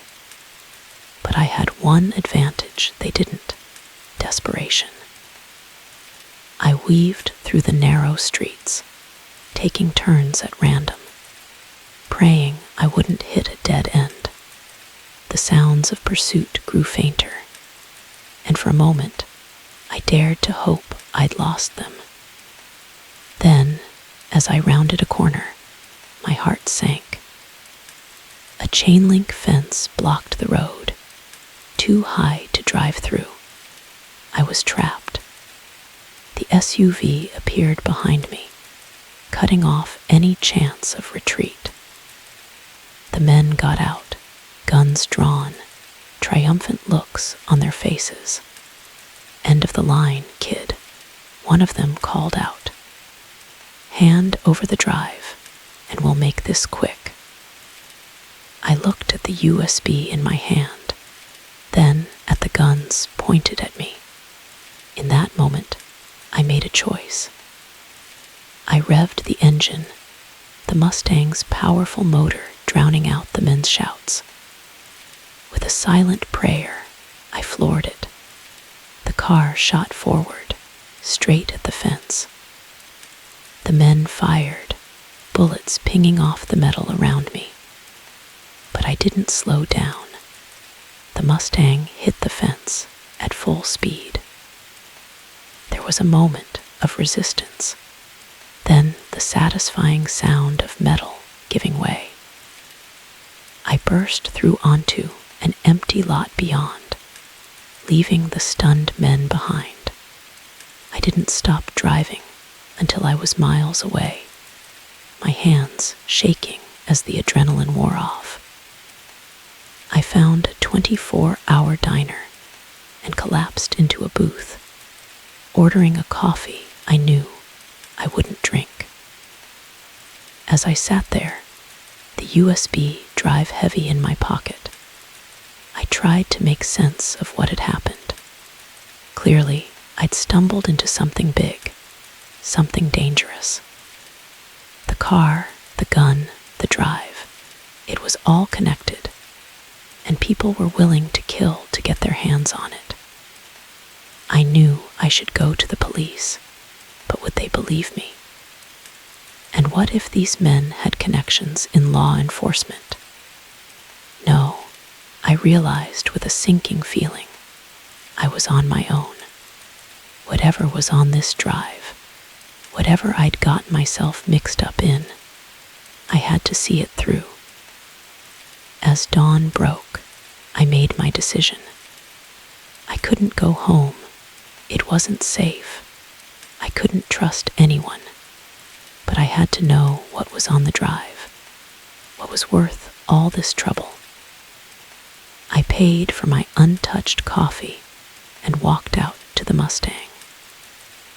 As I slid into the driver's seat, I felt a mix of fear and determination.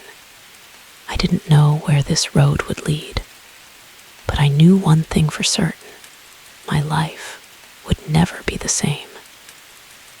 The engine purred to life, and I pulled out onto the empty morning streets. Whatever came next, I was ready, or at least I hoped I was, because something told me this was just the beginning of a very dangerous journey. The moment I heard the muffled voices and saw the flickering lights in the supposedly abandoned factory, I knew my boring night shift had just turned into a fight for survival. What I didn't know was that uncovering this secret operation would push me to my limits and change my life forever. My name's Jack, and I've been working as a night security guard at the old Riverside factory for about 6 months now. It's not the most exciting job in the world, but it pays the bills and gives me plenty of time to work on my novel. Most nights, my biggest challenge is staying awake during my rounds. That all changed on a chilly Tuesday night in October. I just started my shift, settling into the small security office with a thermos of coffee in my laptop. The factory had been shut down for years, a relic of the town's industrial past. Now, it was just a hulking shadow on the outskirts of town, waiting for someone to either renovate it or tear it down.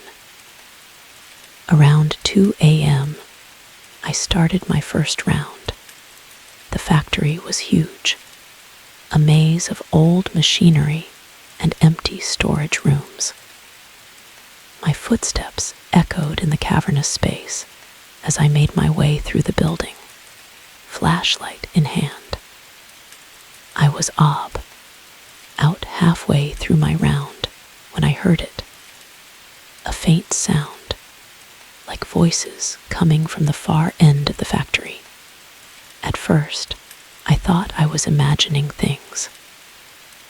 Maybe it was just the wind whistling through the broken windows, or some stray animals that had found their way inside. But as I got closer, the sound became clearer, definitely voices, and definitely human. My heart started to race. In 6 months, I'd never encountered anyone else in the factory at night. Something was very wrong. I switched off my flashlight, not wanting to alert whoever was there to my presence. As my eyes adjusted to the darkness, I noticed a faint glow coming from under one of the old storage room doors. Cautiously, I crept closer, straining my ears to make out what was being said. The voices were low and urgent, talking about shipments and deadlines. This wasn't just some teenagers looking for a place to party. This sounded serious. I reached for my radio, ready to call for backup, when suddenly the voices got louder. They were coming towards the door. Panic surged through me as I realized I had nowhere to hide. The hallway was long and empty, offering no cover. Just as the door started to open, I made a split-second decision. I ducked into a small alcove, pressing myself against the wall and holding my breath. 2 men walked out, both wearing dark clothes and carrying duffel bags. "We need to move faster," one of them was saying. "The boss wants this shipment out by morning." "Relax," the other replied. "No one ever comes here. We've got all the time in the world." As they passed by my hiding spot, I caught a glimpse inside the room they'd left. My eyes widened in shock. The space was filled with tables covered in white powder, scales, and packaging materials. It was a drug lab, right here in the old factory. My mind raced. What should I do? Call the police? Try to gather more evidence? As I was debating my next move, I heard a sharp intake of breath. I turned to see one of the men staring right at me, his face a mask of surprise and anger. "Hey," he shouted. "What the hell are you doing here?" I didn't wait for him to say anything else. I bolted, running as fast as I could down the hallway. Behind me, I could hear shouts and the sound of heavy footsteps in pursuit. My heart was pounding as I raced through the factory, trying to remember the layout and find the quickest way out. But in my panic, everything looked unfamiliar. I took a wrong turn and found myself in the old production area, a vast space filled with rusting machinery. I ducked behind an old conveyor belt, trying to catch my breath and think. I could hear the men searching for me, their voices echoing off the high ceilings. "He's gotta be the night guard," one of them said. "Find him. We can't let him get out of here." I knew I had to call for help. With shaking hands, I pulled out my phone, only to see there was no signal. Of course, the thick factory walls always blocked reception. I'd have to get outside to call for help. As I was trying to figure out my next move, a hand grabbed my shoulder. I spun around to see one of the men, his face twisted in a snarl. "Got you," he growled. Acting on pure instinct, I swung my flashlight, connecting with the side of his head. He stumbled back, cursing, and I took off running again. I could see the exit sign glowing faintly in the distance.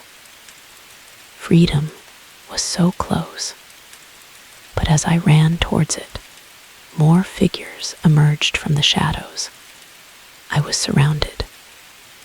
"Nowhere to run now, buddy," one of them said, a cruel smile on his face. "You should have minded your own business." I backed up, my eyes darting around for any chance of escape.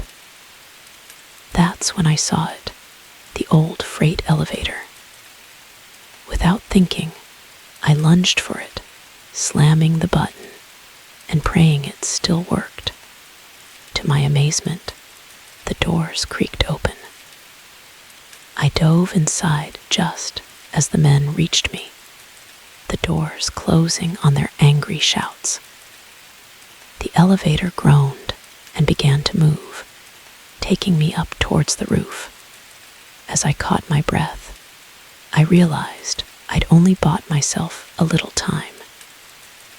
They would be waiting for me when the doors opened again. I needed a plan. The elevator shuddered to a stop, and I braced myself. As the doors opened, I was hit with a blast of cold night air. I was on the roof. The town spread out below me, lights twinkling in the distance. I could hear shouts and footsteps coming from the stairwell. They were coming. I ran to the edge of the roof, looking for any way down. That's when I saw it, the old fire escape, rusted but still intact. Without hesitation, I swung myself over the edge and onto the metal stairs. They creaked ominously under my weight, but held. I started to climb down, moving as fast as I dared.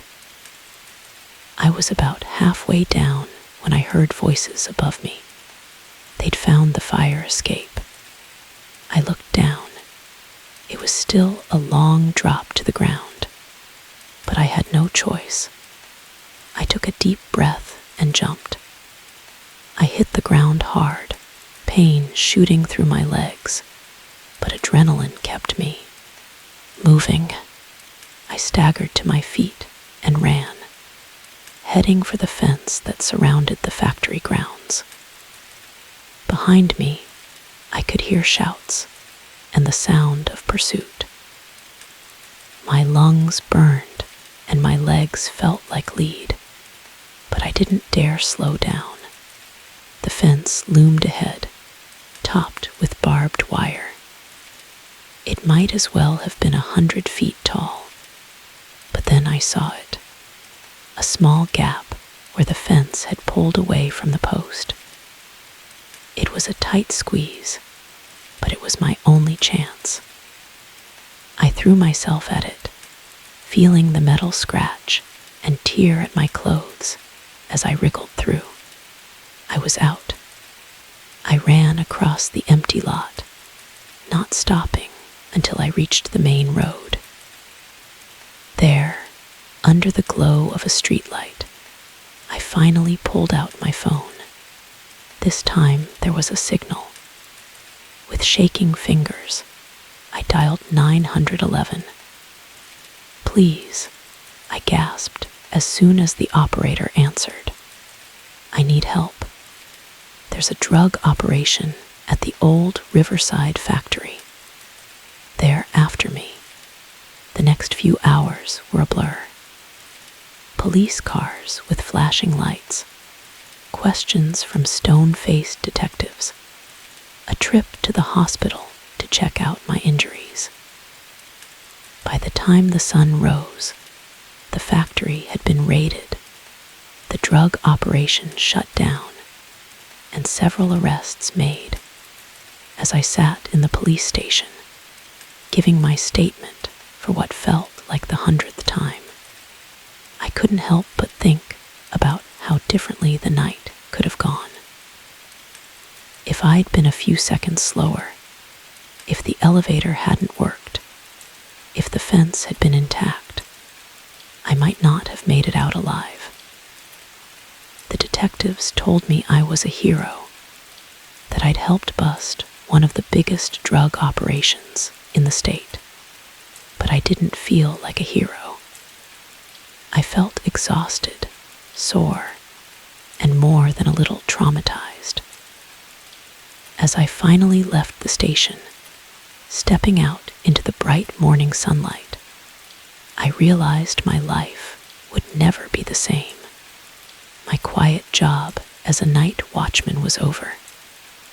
The simple life I'd known had been shattered. But as I walked home, my body aching but my spirit unbroken, I felt something else too, a sense of pride, of accomplishment. I'd faced true danger and come out the other side. I'd made a difference. Whatever came next, I knew I was ready for it. After all, how many aspiring novelists get to live through their own thriller?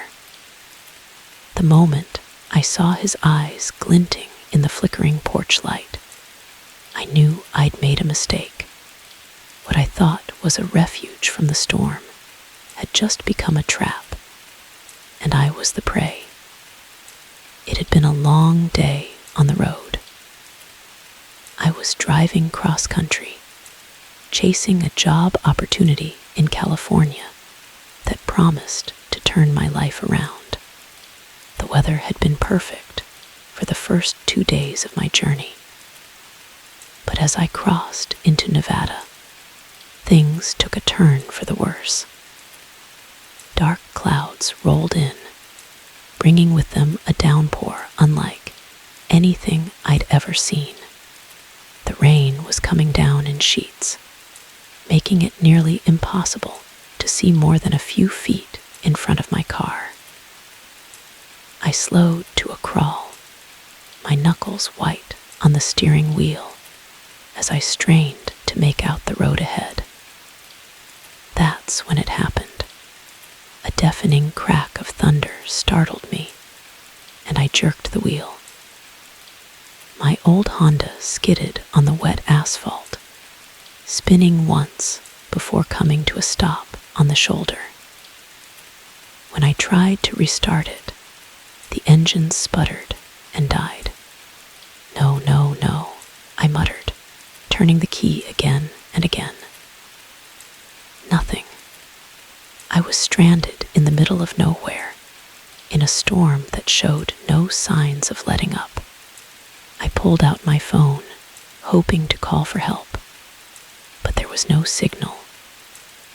Of course, I was miles from the nearest town, surrounded by desert and scrubland. As I sat there, trying to figure out what to do, I saw a faint light in the distance. Hope surged through me. Maybe it was a gas station or a rest stop. Somewhere I could at least wait out the storm and call for help. I grabbed my backpack, took a deep breath, and stepped out into the rain. The wind nearly knocked me off my feet, and within seconds I was soaked to the bone. But I pressed on, my eyes fixed on that distant light. As I got closer, I realized it wasn't a gas station, but a house. It was an old place, 2 stories of weathered wood and peeling paint. But the porch light was on, a beacon of hope in the storm. I hesitated for a moment at the bottom of the porch steps. Knocking on a stranger's door in the middle of the night wasn't ideal, but neither was staying in my broken-down car or trying to walk to the next town. I climbed the steps and knocked. For a long moment, there was no response. I was about to knock again when I heard movement inside. The door creaked open, revealing a man in his 60s, with weathered skin and sharp, dark eyes. "Can I help you?"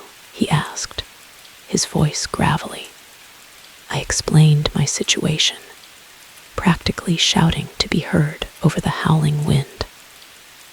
"I'm sorry to bother you, but my car broke down, and I saw your light. Could I use your phone to call for help?" The man studied me for a moment, his expression unreadable.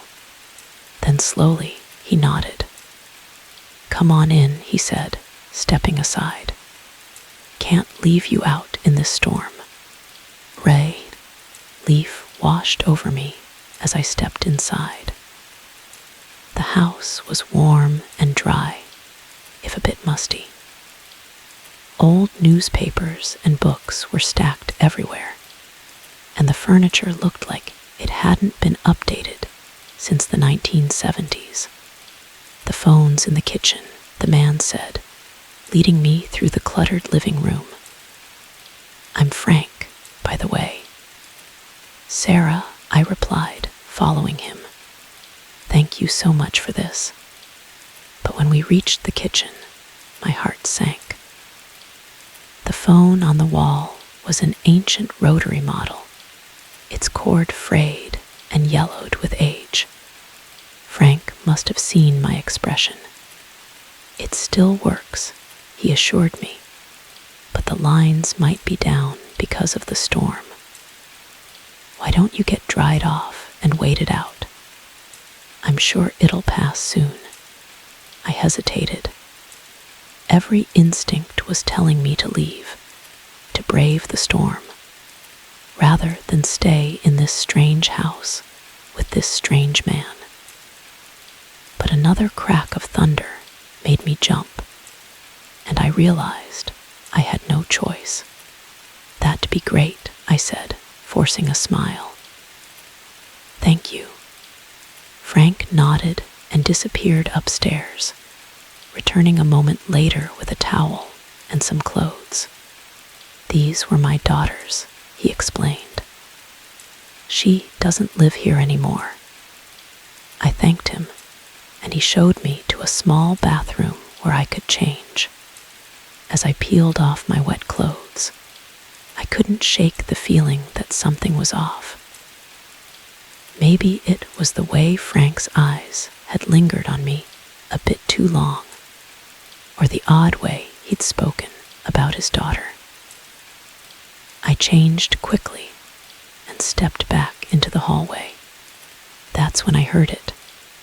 A thump from upstairs, followed by what sounded like a muffled cry. My heart began to race. "Frank," I called out, no answer. Against my better judgment, I moved towards the stairs. The crying sound came again, definitely human, definitely in distress. I climbed the stairs slowly, my heart pounding so loud I was sure Frank would hear it. At the top was a long hallway with several closed doors. The sound seemed to be coming from the one at the end. I approached it cautiously, straining my ears. Yes, there was definitely someone in there. I reached for the doorknob, my hand shaking. Just as I was about to turn it, a hand clamped down on my shoulder. I spun around to find Frank standing there, his eyes no longer friendly, but cold and hard. Now, he said, his voice low and dangerous.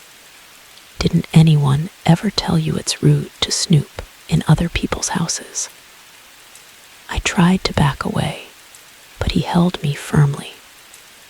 I'm sorry, I stammered. I heard a noise. Frank's grip tightened. You shouldn't have come up here, Sarah. You really shouldn't have. In that moment, I knew I was in serious trouble. I did the only thing I could think of. I brought my knee up hard, catching Frank in the groin. He doubled over, cursing, and I ran. I thundered down the stairs, hearing Frank's heavy footsteps behind me. I reached the front door and yanked it open, plunging back into the storm. The rain was still coming down in sheets, but fear drove me forward. I ran blindly, slipping and sliding in the mud. The sound of pursuit close behind. I don't know how long I ran. Time seemed to lose all meaning in the darkness and the rain. But eventually, I saw lights ahead. Real lights. The lights of a town. As I burst onto the main street, I saw a police car parked outside a diner. I ran towards it, waving my arms frantically. The officer got out, alarmed by my appearance. Through gasping breaths, I told him what had happened. More police were called, and soon, a whole team was heading out to Frank's house. What they found there chilled me to the bone. Frank had been kidnapping people for years, luring in stranded motorists and holding them captive. They found 3 people locked in upstairs rooms, including a young woman who Frank had been calling his daughter. In the days that followed, as I gave statements and tried to process what had happened, I couldn't stop thinking about how close I'd come to becoming another one of Frank's victims.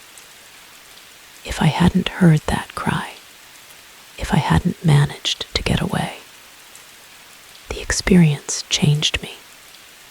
I became more cautious, more aware of the potential dangers lurking behind seemingly innocent facades.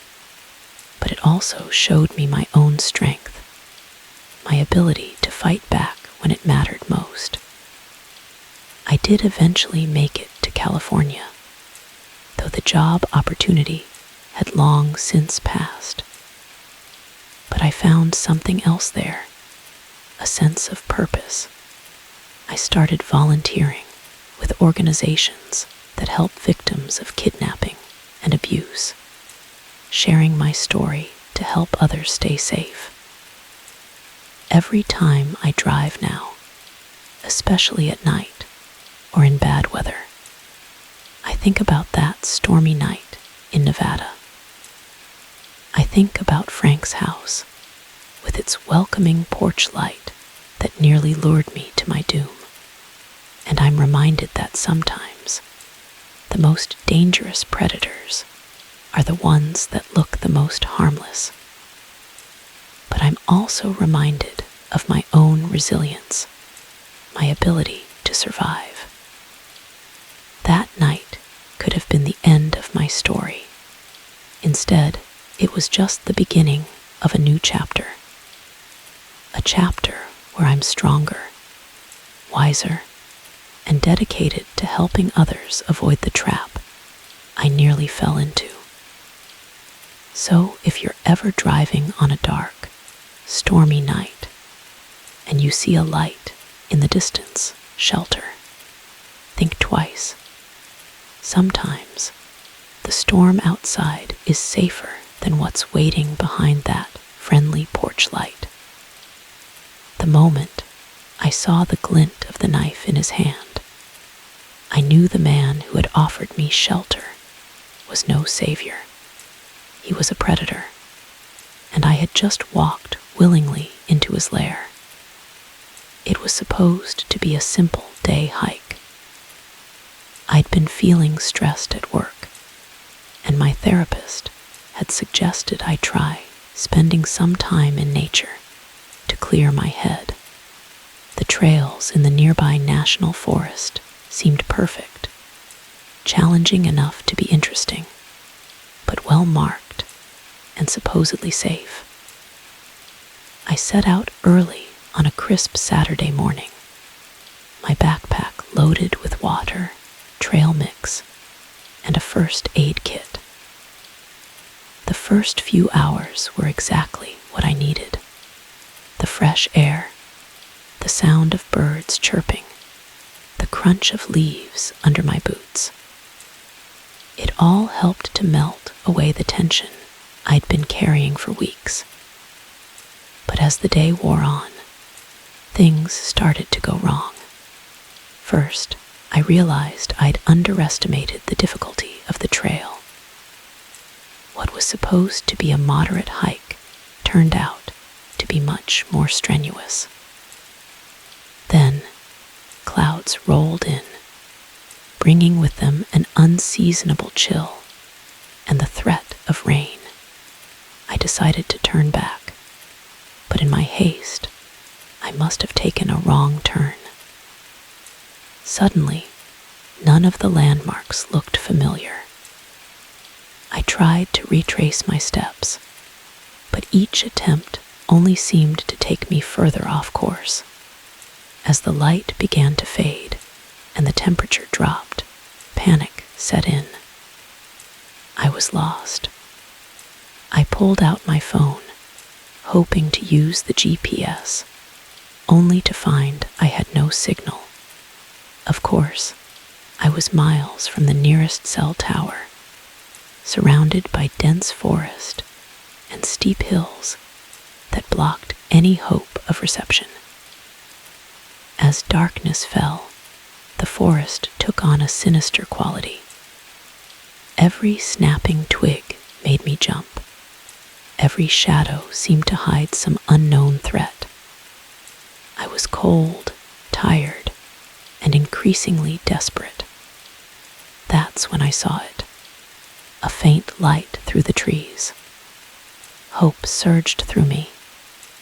Maybe it was a ranger station or a campground. I moved towards it, my pace quickening despite my exhaustion. As I got closer, I realized it wasn't a station, but a cabin. It was a rustic structure, weathered wood and a tin roof, with smoke curling from a stone chimney. A single window glowed with warm light, beckoning me like a beacon in the darkness. I hesitated at the edge of the small clearing. Knocking on a stranger's door in the middle of the night, in the middle of nowhere, wasn't exactly safe, but neither was spending the night lost in the increasingly cold forest. I took a deep breath and approached the door. My knock was answered almost immediately.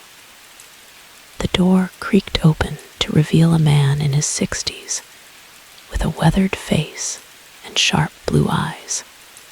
He looked me up and down, taking in my disheveled appearance. "You lost?" he asked, his voice gruff but not unkind. I nodded, explaining my situation. To my relief, his expression softened. "Can't leave you out here to freeze," he said, stepping aside. "Come on in. Name's Bill." "Thanks," I said, gratitude washing over me as I stepped into the warm cabin. "I'm Mike. I really appreciate this." The interior was snug and cluttered, every surface covered with books, tools, and what looked like animal pelts. A fire crackled in a stone fireplace, filling the space with warmth and the scent of wood smoke. "Sit," Bill said, gesturing to a worn armchair. I'll make some coffee, warm you up." As he moved to the small kitchenette, I sank into the chair, the events of the day catching up with me. I was safe. I'd be able to get directions back to my car in the morning. Everything was going to be okay. But as I watched Bill prepare the coffee, something began to nag at me. Maybe it was the way his eyes kept darting to me, or the tense set of his shoulders. Something felt off. So I said, trying to break the tension, "Do you live out here full time?" Bill grunted an affirmative. "Going on 30 years now. Don't much care for people or their noise. Must get lonely," I ventured. He turned to me then, and the look in his eyes made my blood run cold. "Oh, I get visitors now and then," he said, his lips curling into a smile that didn't reach his eyes. "Folks like you who lose their way." The way he said it sent a chill down my spine. I stood up, suddenly feeling the need to put some distance between us. "You know, maybe I should just get going. If you could just point me in the direction of the main trail." "Sit down," Bill said, his voice hardening. And that's when I saw it, the knife in his hand, its blade catching the firelight. My heart began to race. I looked around frantically, searching for a weapon, an escape route, anything. But Bill was between me and the only door, and the windows were small and likely nailed shut. "What do you want?" I asked, trying to keep my voice steady. Bill's smile widened, showing yellow. "Wet teeth. Company," he said simply. "It does get so lonely out here." He took a step towards me, the knife held loosely at his side. I backed up until I felt the wall behind me. My mind raced, trying to remember the self-defense class I'd taken years ago. "Look," I said, holding up my hands. "You don't have to do this. I won't tell anyone I was here. Just let me go. And we can forget this ever happened." Bill laughed, a harsh sound that echoed in the small cabin. "Oh, I'm not worried about you telling anyone. No one would believe you anyway. And even if they did, they'd never find this place, just like they never found the others." The implications of his words hit me like a punch to the gut. Others. How many hikers had wandered to this cabin, thinking they'd found salvation, only to never leave? As Bill took another step forward, I knew I had to act. I feinted to the left, then dove right, aiming for the fireplace. My hand closed around a poker just as Bill crashed into me, sending us both to the floor. We grappled, rolling across the rough wooden planks.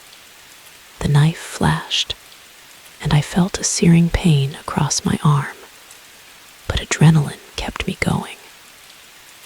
I brought the poker up hard, catching Bill in the side of the head. He grunted in pain, his grip loosening just enough for me to scramble away. I bolted for the door, fumbling with the latch as I heard Bill getting to his feet behind me. The door flew open, and I plunged into the night. The cold air hit me like a slap, but I didn't slow down. I ran blindly through the trees, branches whipping at my face, roots threatening to trip me with every step. I could hear Bill crashing through the underbrush behind me, his angry shouts echoing through the forest. I ran harder than I ever had in my life, fear and adrenaline pushing me beyond what I thought I was capable of. I don't know how long I ran. Time seemed to lose all meaning in the dark terror, but eventually, the sounds of pursuit faded, replaced by the normal nighttime noises of the forest. I slowed to a walk, my lungs burning, my legs feeling like jelly. I was lost again, but this time, that seemed like the least of my problems. I was injured, exhausted, and being hunted by a madman who knew these woods far better than I did. As the adrenaline began to wear off, the pain in my arm became more intense. I looked down to see my sleeve soaked with blood. I needed to stop and tend to the wound, but I was afraid to stay in one place for too long. Just as I was about to give in to despair, I heard something that made my heart leap, the sound of running water. A stream or river could lead me out of the forest, or at least to a road or trail. I followed the sound, moving as quietly as I could. The sky was beginning to lighten, the first hints of dawn breaking through the trees, and there, just ahead, I saw it. A small river, its waters reflecting the pale morning light. Relief washed over me, but I didn't let my guard down. I followed the river, staying close to the bank where the terrain was easier to navigate. After what felt like hours, I heard something that brought tears to my eyes. The distant sound of traffic. I quickened my pace, hope giving me a second wind.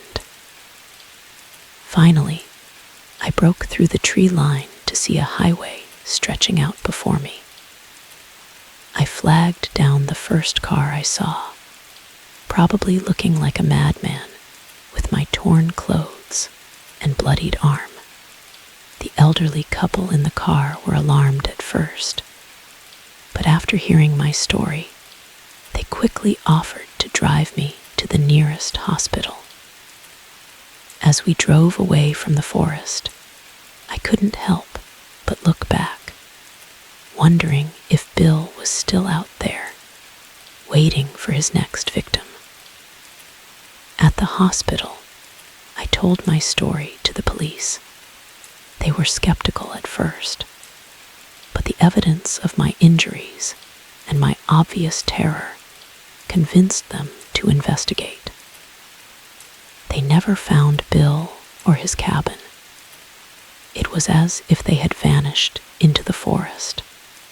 In the weeks and months that followed, as I recovered from my physical and emotional wounds, I couldn't stop thinking about how close I'd come to becoming another missing hiker, another mystery for someone else to solve.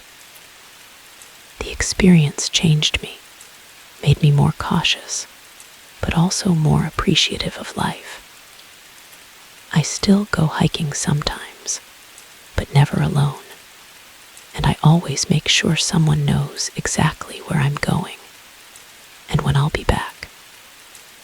Because I learned the hard way that sometimes the most dangerous predators are the ones that look like they're offering help. And that, in the wilderness, the line between savior and monster can be terrifyingly thin.